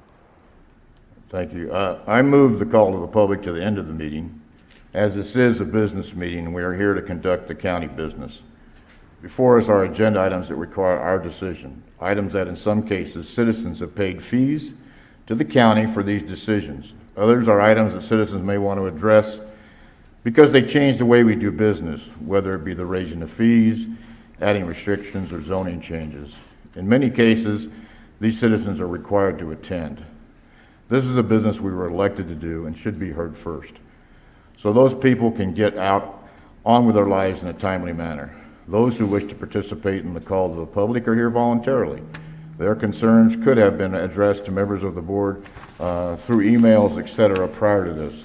So that's the reason I moved it to the end, because we're at the business meeting. We have people that show up to handle business here, and the call to the public is where the public has a right to address us. And whether I agree or disagree, that's what we're going to do, the majority of the board. So that's why I put it there, to get our business done. Anyone else? You have a motion on that, Supervisor Angus? Chairman Johnson. Oh, sorry. I just wanted to state that I don't think it matters whether it's the call of the public is in the beginning or at the end, as long as our public is able to have their 3 minutes and speak whatever's on their mind. I think as chairman, you have a lot of responsibilities, and one of those responsibilities is running the meeting the way that you see fit. And each one of us, as we alternate the chairmanship, has had the opportunity to do that. So I really think the call to the public is important, and I want to keep it there. And whether it's at the beginning, at the end, I really don't think it matters, other than you make a really good point that business people that come to our meetings to do business with the county, they are financially involved in our decisions, and maybe they should have the opportunity to speak first so they can get back to their businesses. Thank you. Thank you. Supervisor Angus? Okay, so we're going to do one first, and then... Yes. Okay. So I make a motion. The board requests staffs to amend the Mojave County Board of Supervisors Rules of Order to reflect the following wish of the board. Call to public shall be held at the beginning of the meeting after administrative reports. All rules of decorum stay intact. Do I have a second? Second. We have a motion and a second. Further discussion? All in favor signify by saying aye. Aye. Aye. All opposed? Nay. Nay. Motion carries. Item number 2.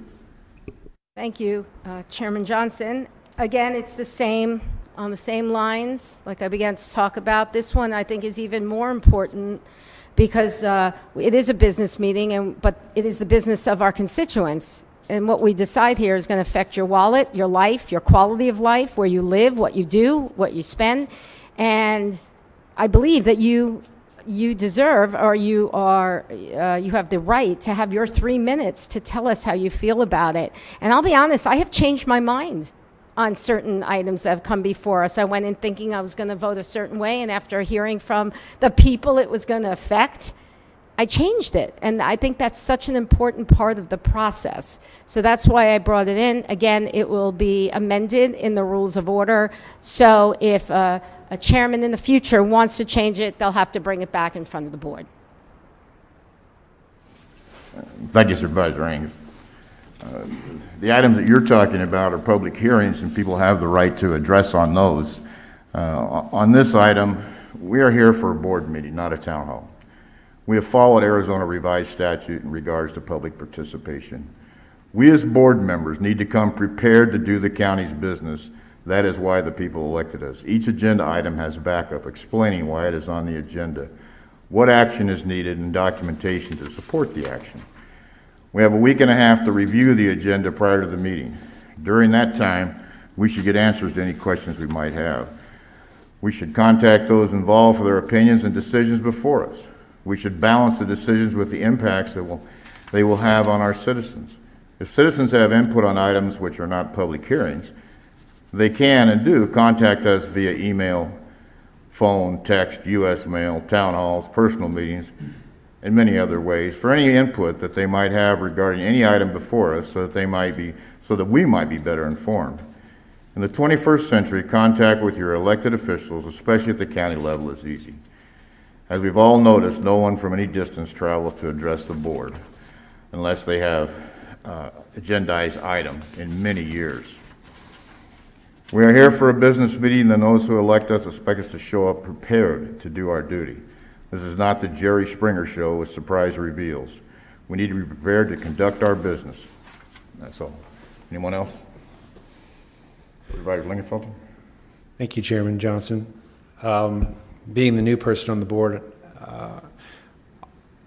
and a prior vice mayor of City of Kingman, I do think that there are instances where during a meeting, people may think of questions that they didn't think of when reviewing the backup documentation. And if the applicant or whoever is representing that item is in the audience, if you can call them up and ask and clarify your questions, I think that that's valid. Some of my district, you have to drive like 5 hours to get down here. If you go Beaver Dam, Littlefield, Scenic, Colorado City, I don't think it's too much to ask if it's important enough to drive down here to represent an issue, to give those individuals 3 minutes. So I'm actually in support of allowing people to speak on agenda items. Thank you. Supervisor Gould? Thank you, Mr. Chairman. Yeah, I support people having the opportunity to speak on any item that's on the agenda. I think the more that people talk, the less level of anger it is. When you stifle people, they have a tendency to become even more angry. And the way things are going lately, I think we need more talk and less anger. Thank you. Do we have a motion?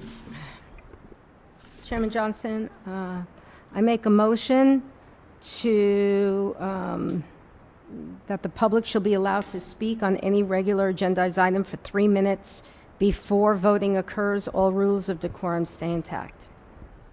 Supervisor Angus, would you consider adding to that? If we're allowing everyone to talk on agenda items, then I believe the age of electronics, we should allow comments on any item, including call to the public, to be submitted via electronic or U.S. mail. Supervisor Johnson, can't they do that now? No.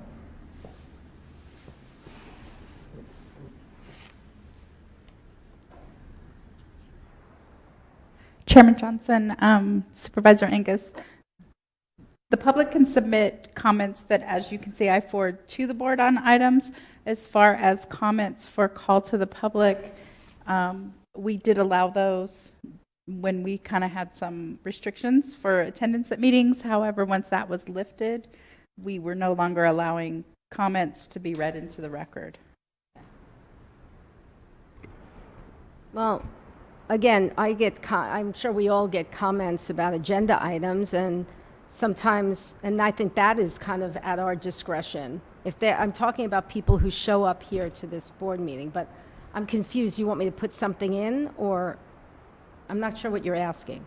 What I'm asking is, we haven't really had anybody, like I said, in years travel any long distance to do it. But if they can't do it by, if they must show up to do their testimony or give their call to the public, I believe we should allow them just to do it electronically. Why are we putting people to the task of driving from whatever distance?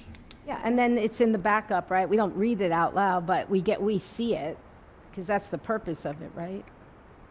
Well, you could read it out loud. I mean, it's call to the public, so it would have to be read out Oh, loud. during call to public? Yes, call to public. Oh, but I thought, now I'm very confused, because now we're talking about the second thing. We finished the call to public. Just in the motion, just to add it to both of them, it's depending on how the motions went, so I didn't bring it up the first time. Okay, so explain the end of that motion. So how would The you want- motion would be to approve allowing comment on all agenda items and written comments, which we do have now that can be done, on all items and including the call to the public. So moved. I'll second. Supervisor Johnson, if I could have a point of clarification. Are you also amending the rules of order to require this? Yes, I think that was the motion. Correct. Just want to make sure that's right. Right, but I hadn't made the motion yet.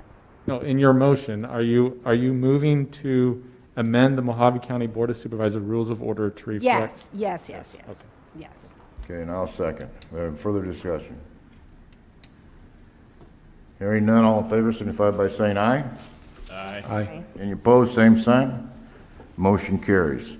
Number 35 is a discussion of whether the board wishes to address economic development specifically by reaching out to members of the Arizona Congressional Delegation regarding mining.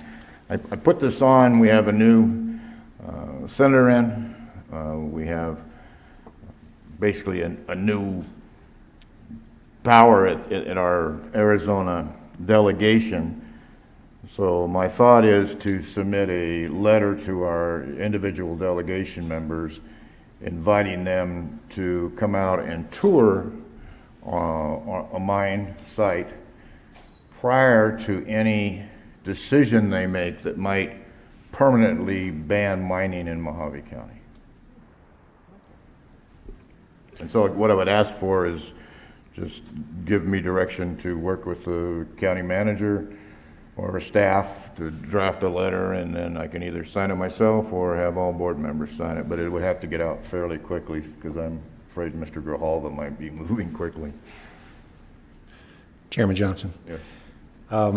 I'm a little bit familiar with this issue. I was involved way back when the Admamba administration and Secretary of the Interior Ken Salazar issued that 20-year moratorium on mining in a section of the Arizona Strip area. And I think economically that mining is still very important in certain parts of our county. It's high wages, and I think that it should be supported. So don't know how successful it'll be with the new administration coming in, but a letter would be fine.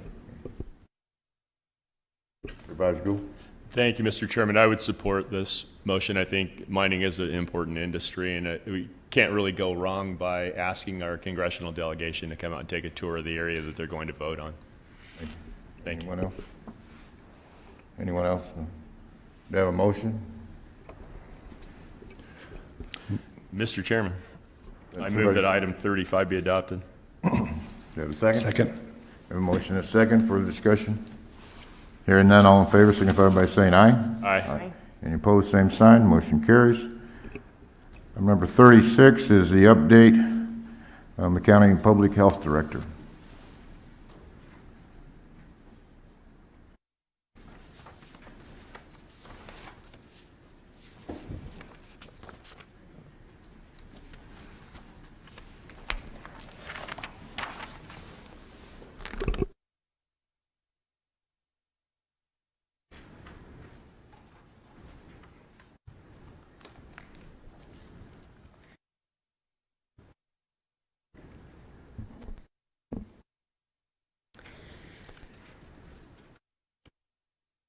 Chairman Johnson, members of the board, thank you. I will start off, as always, with my numbers. As of yesterday, we have had 15,230 COVID-19 cases in our county to date. 9,503 of those have recovered. We've had 391 deaths.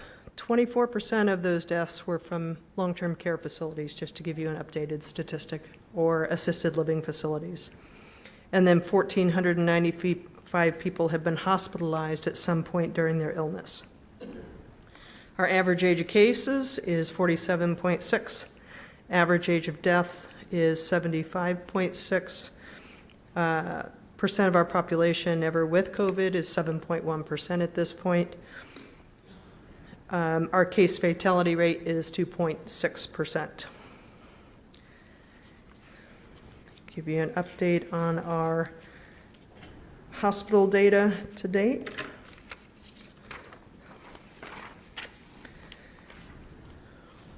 Grab that real quick.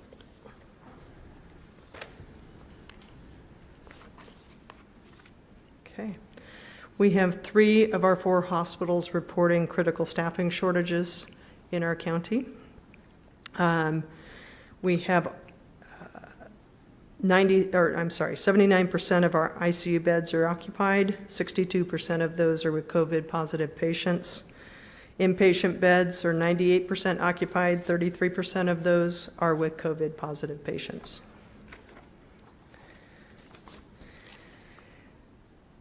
I think if you've had an opportunity to read the hospital report, you'll see in that update that there are quite a few positive patients in the hospital at this point in time.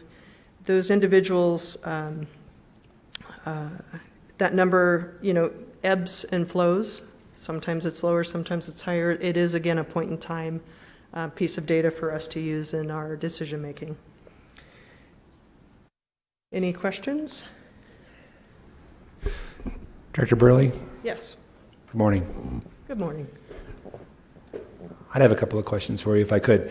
So I've been in office now for about 2 weeks, and it's amazing to me that every single day it seems that my district office gets like 6 or 7 different reports throughout the day.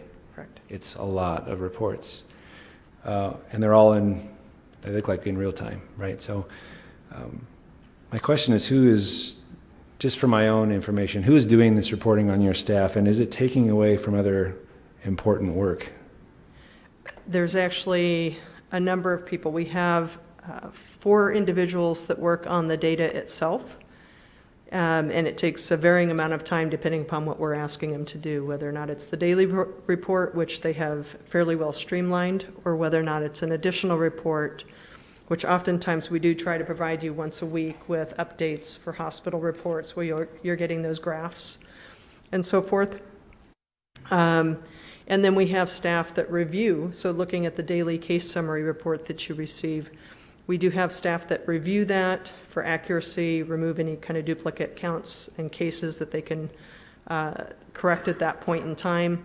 And then I am part of that process in terms of sending it to the county attorney and also to the communications director. So I don't, off the top of my head, have that number in front of me, but I have a response drafted to some of your questions that have been asked and can certainly provide those in more detail.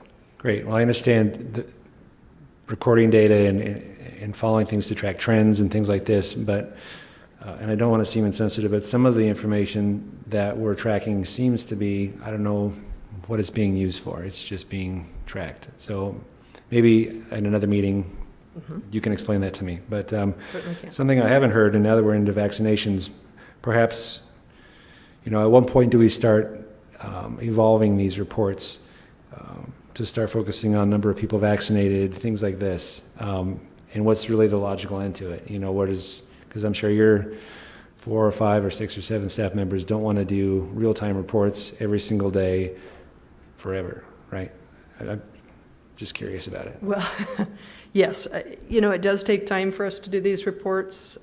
Most of us are working more than Monday through Friday, whether or not it's reporting or working on projects related to vaccine or other items COVID response related.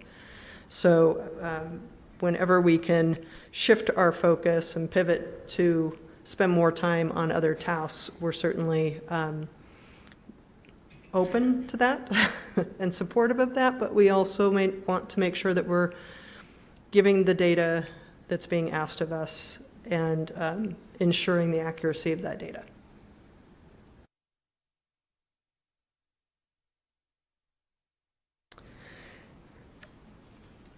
Okay. Go here. Just wanted to give you a little bit of transmission in the community data. The percent of tests that are positive all time, so over the course of the last 10 months, is 16%. Percent of tests that were positive week ending 12/27 was 29.5%. So about a third of our population is testing positive, 1 out of 3. As you know, our level of transmission in ADHS's framework is substantial. The recommended school delivery model is virtual, and we had 332 new infections identified amongst school-aged children the week ending 1/9. So you can see that's a large contributor to our cases. And any questions there? Thank you, Mr. Chairman. Denise, did we ever come across any cases of children infecting their household as the vector? Right. And I did check in with our staff, and I do believe we have had those instances, yes. Do we know how many of them we've had? I don't have an exact number. I'll check on that for you. Thank you. Thanks for asking for that again. Chairman Johnson.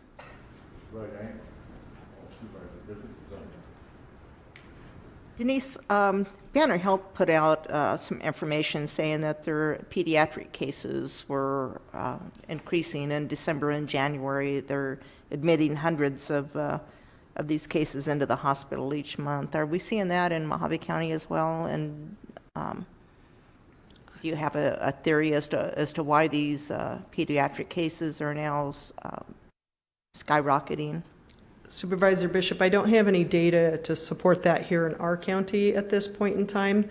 The hospitals have not directly reported that to us. However, we can certainly ask for that information if you'd like. The reasoning, I suppose, would generally be that, with more cases, definitely becomes more hospitalizations at some point. I mean, I know our younger population tend to be healthier and more resilient to the infection and the virus. However, you're always going to have a certain percentage of those children who also need additional care. According to this article, it seems that the children are getting more serious cases that they are seeing. And I was just wondering if maybe if we can pinpoint some suggestions for parents that might help curtail this, it might be helpful. I'll look into that, Supervisor Bishop. Thank you. Thank you. So we can pretty much deduce how many adolescents, because we get that report. We get the ages, we get the severities, we see how many are hospitalized, and I just haven't seen it at all. I don't see it here. I just don't want people to get scared because I know you read an article and it's interesting and we should look for it, but I don't want to get out there that there's all these kids going to hospitals. But one thing that in our reports I'm always curious about, and I was wondering if the other supervisors were too, is that there seems to be no influenza numbers.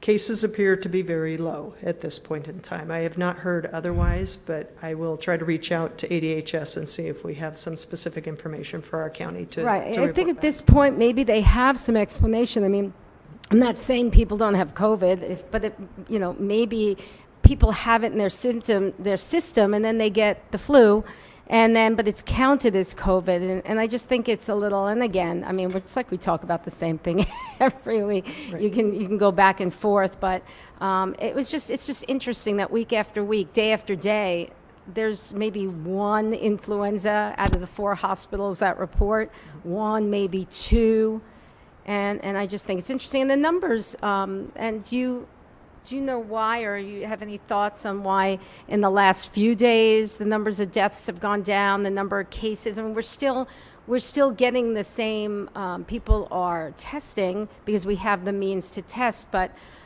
are they just not coming back positive? Are you seeing less testing?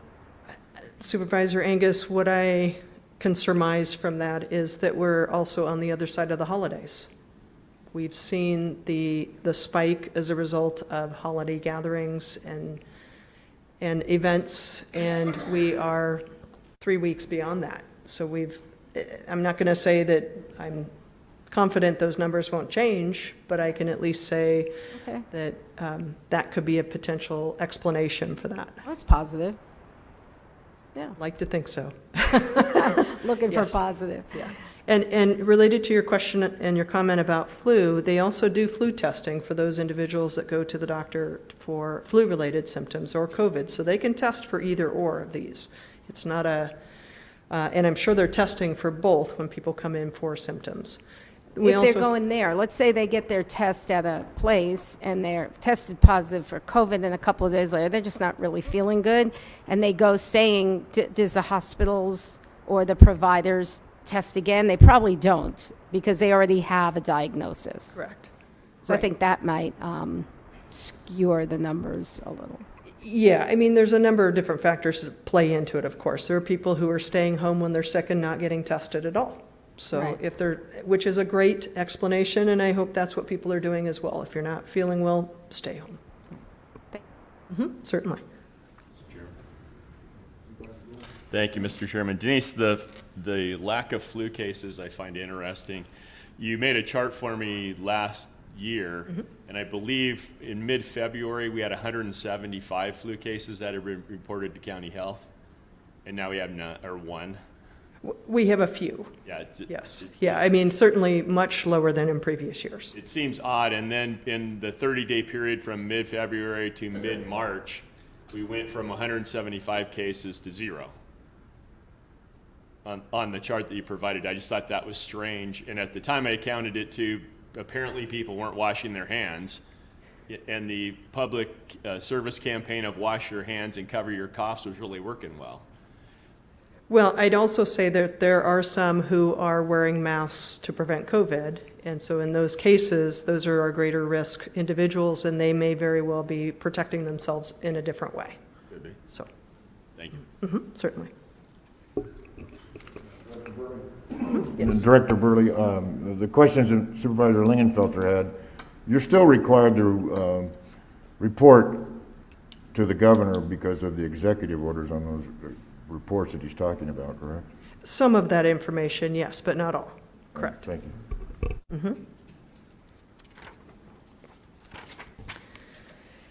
Okay, as I'm sure you've read, there are some new variants arriving in the U.S., which have a tendency to spread faster among our populations. So this is something that I don't think is unexpected, but something that we need to be aware of and continue to keep our eye on within Arizona and within our county.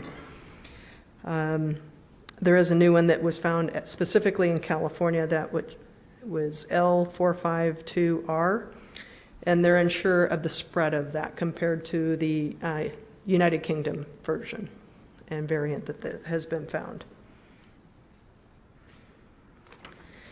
Okay, now we'll come on to the subject that everybody's probably most interested in, which is vaccine. I do have an updated report, which I think is very important to provide because we do look at the ADHS webpage. We do look at our information and what's posted on there. We also know that's not always accurate. We can't always say that out front because we don't have that at our fingertips every single minute of every single day. But to be clear, I know that I just looked at the ADHS website and it had us listed as an updated report of 5,100 out of our 9,600. We reached out to all of our providers and will continue to do so on a regular basis to learn how many doses they have administered, so we have a count. And as of this morning, 6,223 doses have been administered in Mojave County, not the 5,100 that are indicated on the webpage. So that is the most up-to-date information that we have available. We have, Mojave County is open to all 1A and 1B protective services occupations and 75 years and older. We recognize that there are other parts of the state that are opening to 65 and older, educators and so forth. You can imagine the expansion in sheer numbers that that would create, in addition to the fact that that 75 plus population has been waiting for this service for months. And so we did want to give that particular population the opportunity to get vaccinated because they are our highest risk for hospitalizations and for serious risk of the disease. Chairman Johnson, if I may ask you a question about that. I also read that the state has opened up, are they statewide vaccination sites? Can you tell people a little bit about that? If they don't want to wait or if they can't get in locally in the county for some reason, they can drive down to Phoenix to get vaccinated if they're 75 or older. They right? can. That is correct. So down in Phoenix, there are 2 particular locations that I'm aware of, and I'm not familiar with the second location yet. I don't have those details here in front of me, but State Farm Arena, they are doing vaccinations down there. I believe they're doing 4,000 a day. Those appointments, I believe, for that particular site are booked up through the end of January and probably extending beyond that at this point in time. That is going to continue, and that those particular sites, those 2 arenas, and again, I'm sorry I don't have that information on the second one, but those 2 arenas are addressing 65 plus. They're addressing educators and kind of the larger 1B group, whereas other Maricopa sites, because of the lack of vaccine, are focusing on protective services and the 75 and older, so they're a little bit more limited. But these particular sites, these larger sites, are open to more groups. Mm-hmm. Okay. Director Burley, but the people need to go to their website because, like you said, they're booked up. I believe they're booked up through February. Right. They can't just drive down there and get a shot. Correct. Thank you. Thank you for that clarification. That's correct. Yes. I don't know any site actually at the moment that's open without an appointment for that reason. Okay, our initial objective was to distribute the vaccine to onboarded providers, and public health would fill gaps such as long-term care facilities, assisted living facilities that did not enroll in the CDC, CVS, Walgreens program for that priority population. We're continuing to do that. We have a strike team that is going to be working with those long-term care facilities and also working with our protective service populations, occupations here in the next week or 2.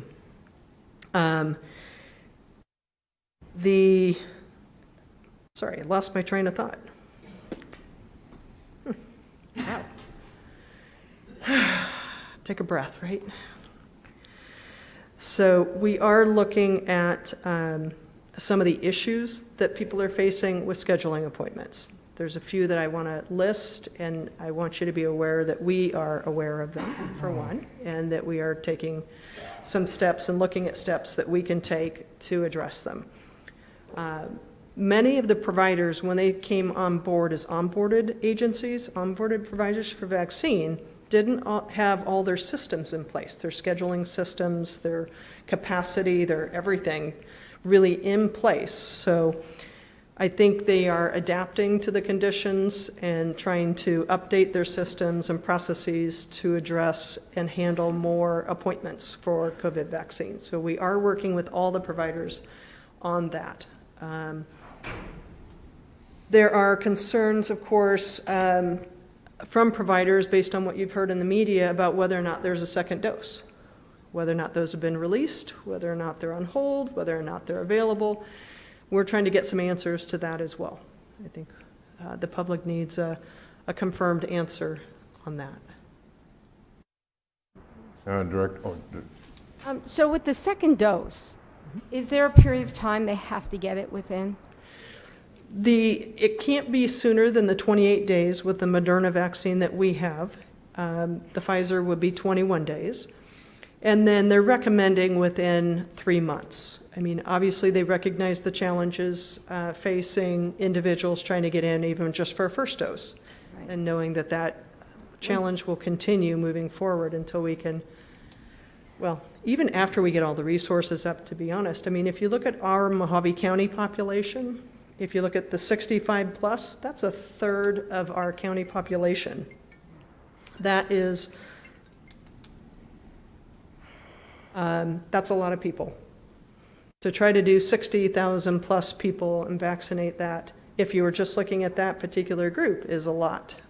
And then you start moving it into educators and other groups, that's going to expand that out. So it's going to take time. It's not something people have a lot of patience for at the moment, which I realize, but it is going to take time. Okay, so when someone goes, like I see Scotty's here, and we're going to tell him where he can go today to get his shot. We're going to let you know that. But when he goes, do they at that time arrange another appointment to come back, or is it up to the person getting the shot to then make a second appointment? And it's confusing because when, let's say, a message went out from Embry on Saturday saying they had 300 come on down, even though we had told, the county had said that we're only doing 75 plus, and they had looked at their database from their testing, and it was confusing. I know they had to do that, but all those people who got it, they're not given a card, because I think one day you said they're given a card on when to come back. Because when we say we're getting 6,000 vaccinations, we're talking about first and second dosage, so it's a little right? No, not yet. Not, okay, so everything is first dose? Yes. Okay. Right now, it's only first dose. The vaccine that we'll be receiving this week will include second doses. So And that's up the to this point, 5,100 or 5,700 or something like that? 5,700 was our initial, and there'll be additional 2,400 doses, which would be 2,400 first doses and 5,700 second doses, which is our first round of vaccine here in the county. So people are made aware that those second doses are there, and it's up to them to schedule their appointment? It is, yes, because each individual facility has their own process for scheduling an appointment, whether or not it's a pharmacy, a provider, or the hospital. Do you know if they're contacted, or is it just really on the end user to make it? Supervisor Angus, I'm not certain because I'm not familiar with all the processes of all the facilities, so I don't know that I could speak for them appropriately, but Kyle might have some answers. I can just answer one item of that, Supervisor Angus. One component of the vaccinations that all providers are giving out is a flyer or advising of a thing called V-Safe. It's a smartphone. It's not an application, but it works through text messages. It does a daily checkup for the first week or so, and then it does weekly checkups to see how you're feeling. But it also reminds you of when your second dose basically is for that. So we would definitely recommend anybody who gets the vaccination to sign up through that V-Safe app, so it has that extra added reminder of when they're eligible for that second dose. Okay.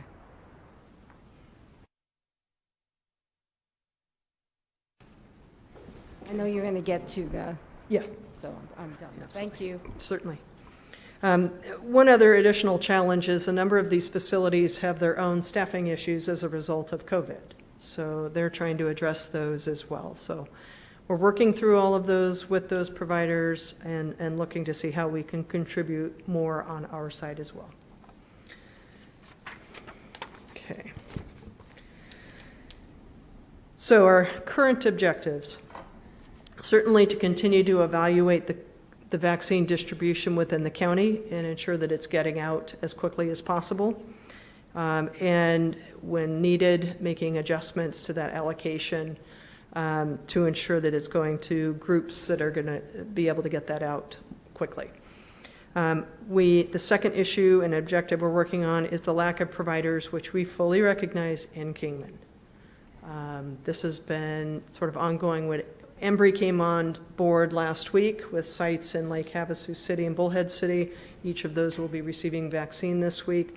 You didn't know, the Kingman Embry site is being onboarded, but not complete yet. So we can't allocate any vaccine to that particular agency or to that site yet. So we're hopeful that'll come on sooner. Communicate more information to the public, including the current phase, tiers of vaccination, where to locate information on vaccination, and where to make appointments. And that goes to not just through our media releases, those are important, but also other types of sites that we can expand to for those that don't have connectivity and access to the internet and smartphones and you name it. We've heard from a number of people. I know that that is an issue all the way around, and we do have people who live remotely, and we need to address that. So that's been something that we need to sort of work through and figure out how best to get that messaging to those individuals. And also, along those same lines, individuals that are 75 plus that lack the connectivity, if you've noticed, many of the sites that you try to schedule on require that you go to a web page. And some have phone numbers, others do not. So that continues to be a barrier for those individuals to actually access appointments if everything is through a web page. So trying to resolve that as well. Okay, some steps that we're taking to improve the distribution. Again, addressing the shortage of providers in the Kingman area, ensuring that our allocations are spread out, and especially to those agencies that can provide those vaccines quickly to the community. I know that there are some that are, I talked to a staff person at North Country Healthcare yesterday who they're trying to plan, and by planning they have appointments, and they need to be guaranteed some level of vaccine in order to continue scheduling appointments. So there's this balance of getting it out quickly as possible, but also knowing that we've got appointment-based systems in there that work a little slower, but they still need vaccine for those individuals. And we need all of these providers on board in sheer numbers to get this out as quickly as possible. So we're balancing all of that. We're working with Warm Sea on an event, and we hope to have more information on that. They're looking at administering 500 doses in a day, and as soon as we have more information on that, I'll bring that up. And we'll have it on our webpage and all other ways that we can provide it. Additionally, we have Smiths coming on board, and they're receiving their allocation from the state. As of this morning, that opened up in Kingman and Bullhead City, and I believe next week or week after, they're going to be expanding that to Lake Havasu City and Fort Mojave locations. So that'll cover all 4 of their pharmacies within Mojave County. That was Smith's? That was Smith's, correct. And again, North Country is working to increase their capacity as well so that we can do more clinics and provide them with more vaccine. At some point, I think you all recognize vaccine will be the limitation. But I'd almost rather we not have any and know that it's out in the community than have a surplus of any sort within our community where it's not being used. So that's where the focus is. Any questions about vaccine? Mr. Chairman. Supervisor Gould. Thank you, Mr. Chairman. Denise, we talked about our mass vaccination plan, and I'm assuming that won't go into effect until we have vaccine to make it worthy to have a mass vaccination plan? That's correct. Routine. It is correct. However, in looking at the Kingman situation, I think that would come into play. If we have vaccine, we'd like to try to use it to address some of the Kingman needs moving forward. Sure. And that may look like a pod, for example, that point of dispensary. In the newspaper, I read that the state was dispensing vaccination ID cards. I haven't heard that, Supervisor I Gould. saw it was the caption under a photo at State Farm Arena that said people waiting in line for their vaccination proof card. It may be for their appointment. I'm not familiar with their process down there. So we have no knowledge that the state is issuing "I've been vaccinated" cards? If they have, it's a statement that shows the date and time that they were vaccinated. It only goes to that person, and it helps them schedule the timing of their next appointment. So That makes sense. We give people cards also for that exact reason. Okay. So it's just say, yes, you've received this vaccination, it was Moderna vaccine, and 4 weeks from now, you should be looking to schedule another appointment. So it's their come back for your second dose card rather than an identification card Correct. that Correct. shows that you've been vaccinated? Yes. Thank you. Certainly. Aren't some of those needed for flying also? They have to be, to get into some countries, you have to have a card stating you've been vaccinated within, or have been not, either tested not or been vaccinated within 3 days of flying, I believe. I have actually heard that. I haven't seen which countries are implementing that process. So. I didn't have any other updates for you at this point. Any questions of Director Burley? Thank you, Director Burley. All of the public, Scotty McClure. Mr. Chairman? Oh, Supervisor Gould? Sorry. I thought since our numbers are so high, we might want to have a discussion on returning to 7-day reporting rather than the 4.5, 2.5 that we've been doing. That Monday number comes out so large that I don't know if it's creating not panic but concern amongst the public if they think that many people are coming down with it on Monday rather than knowing that that's the number for half of Friday, Saturday, and Sunday. County Manager Elters?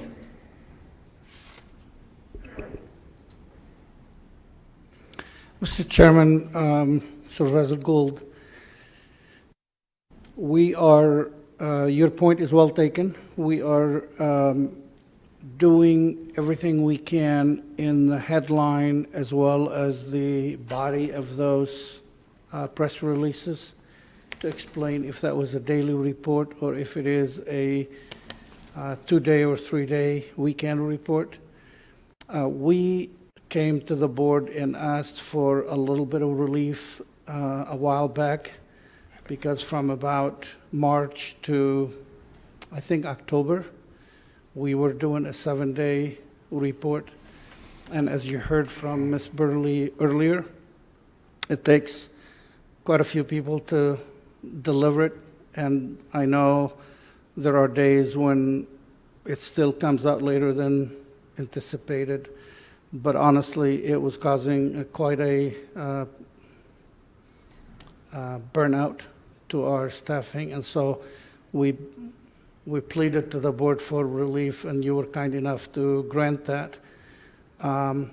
If you see a necessity, we'll do what the board directs us. If it's possible to continue with what we're doing, it really just gives us an opportunity to maintain our ability to carry other functions forward and do the reporting. And I can assure you, it's taken a lot more hours than the 8 hours in the day to meet the needed services from that department. And so thank you for asking, and Mr. Chairman, thanks for giving me time to respond. Anyone else? We have a motion, Supervisor Gould? No? Anyone else? Call the public, Scotty McClure.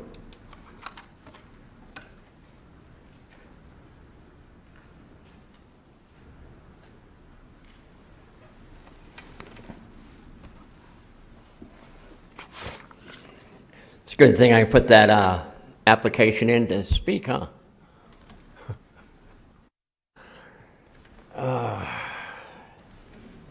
Yeah, I warned you guys a couple months ago how screwed up this was going to be. I asked you to send the sheriff after our shots and get this together. So far, with this 300 shots that were given out the other day down at Bullhead Community College, it had blocked the street on Highway 95 off. That's like blocking off Highway 95, one lane. in Lake Havasu, Stockton Hill, 1 lane. That can't happen again. Plus, me without a phone or computer, well, I've got a phone now, so these people can call me now. I've talked to 3 out of these 4. Warmack needs to be, they're nothing but a pain in the ass. I will not go to Warmack the way they have treated people up there on this situation. Do these other, Bullhead, Urgent Care, D-Flat Pharmacy, Desert Palms, I'll recommend all 3 of them.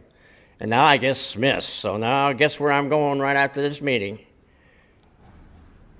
You guys need to get this together. I feel that these 300 shots that we're giving out to rich people because they're the ones, I can't afford a computer or all this. Why should they get first in line? I'm really caught in the middle. I'm 72 and a half, got COVID, but I want these people 75 and over to get their 2 shots first. Then the next people in line should be dispatchers, then sheriffs and sergeants below, not lieutenants or people who are sitting in their office. But I think you need to do dispatchers and teachers first before you even do the sheriffs and firemen. Got to get these kids back to school. At least if the teachers are safe, our chances of teaching these kids are pretty cool. This just can't happen. You throw 300 people shots at them. It's like a dartboard. Well, we'll just give it to a bunch of 3 people in Bullhead. That was really, really wrong. I just want to tell Scotty, go to my office and Karen will help you. We'll get it done. We're adjourned.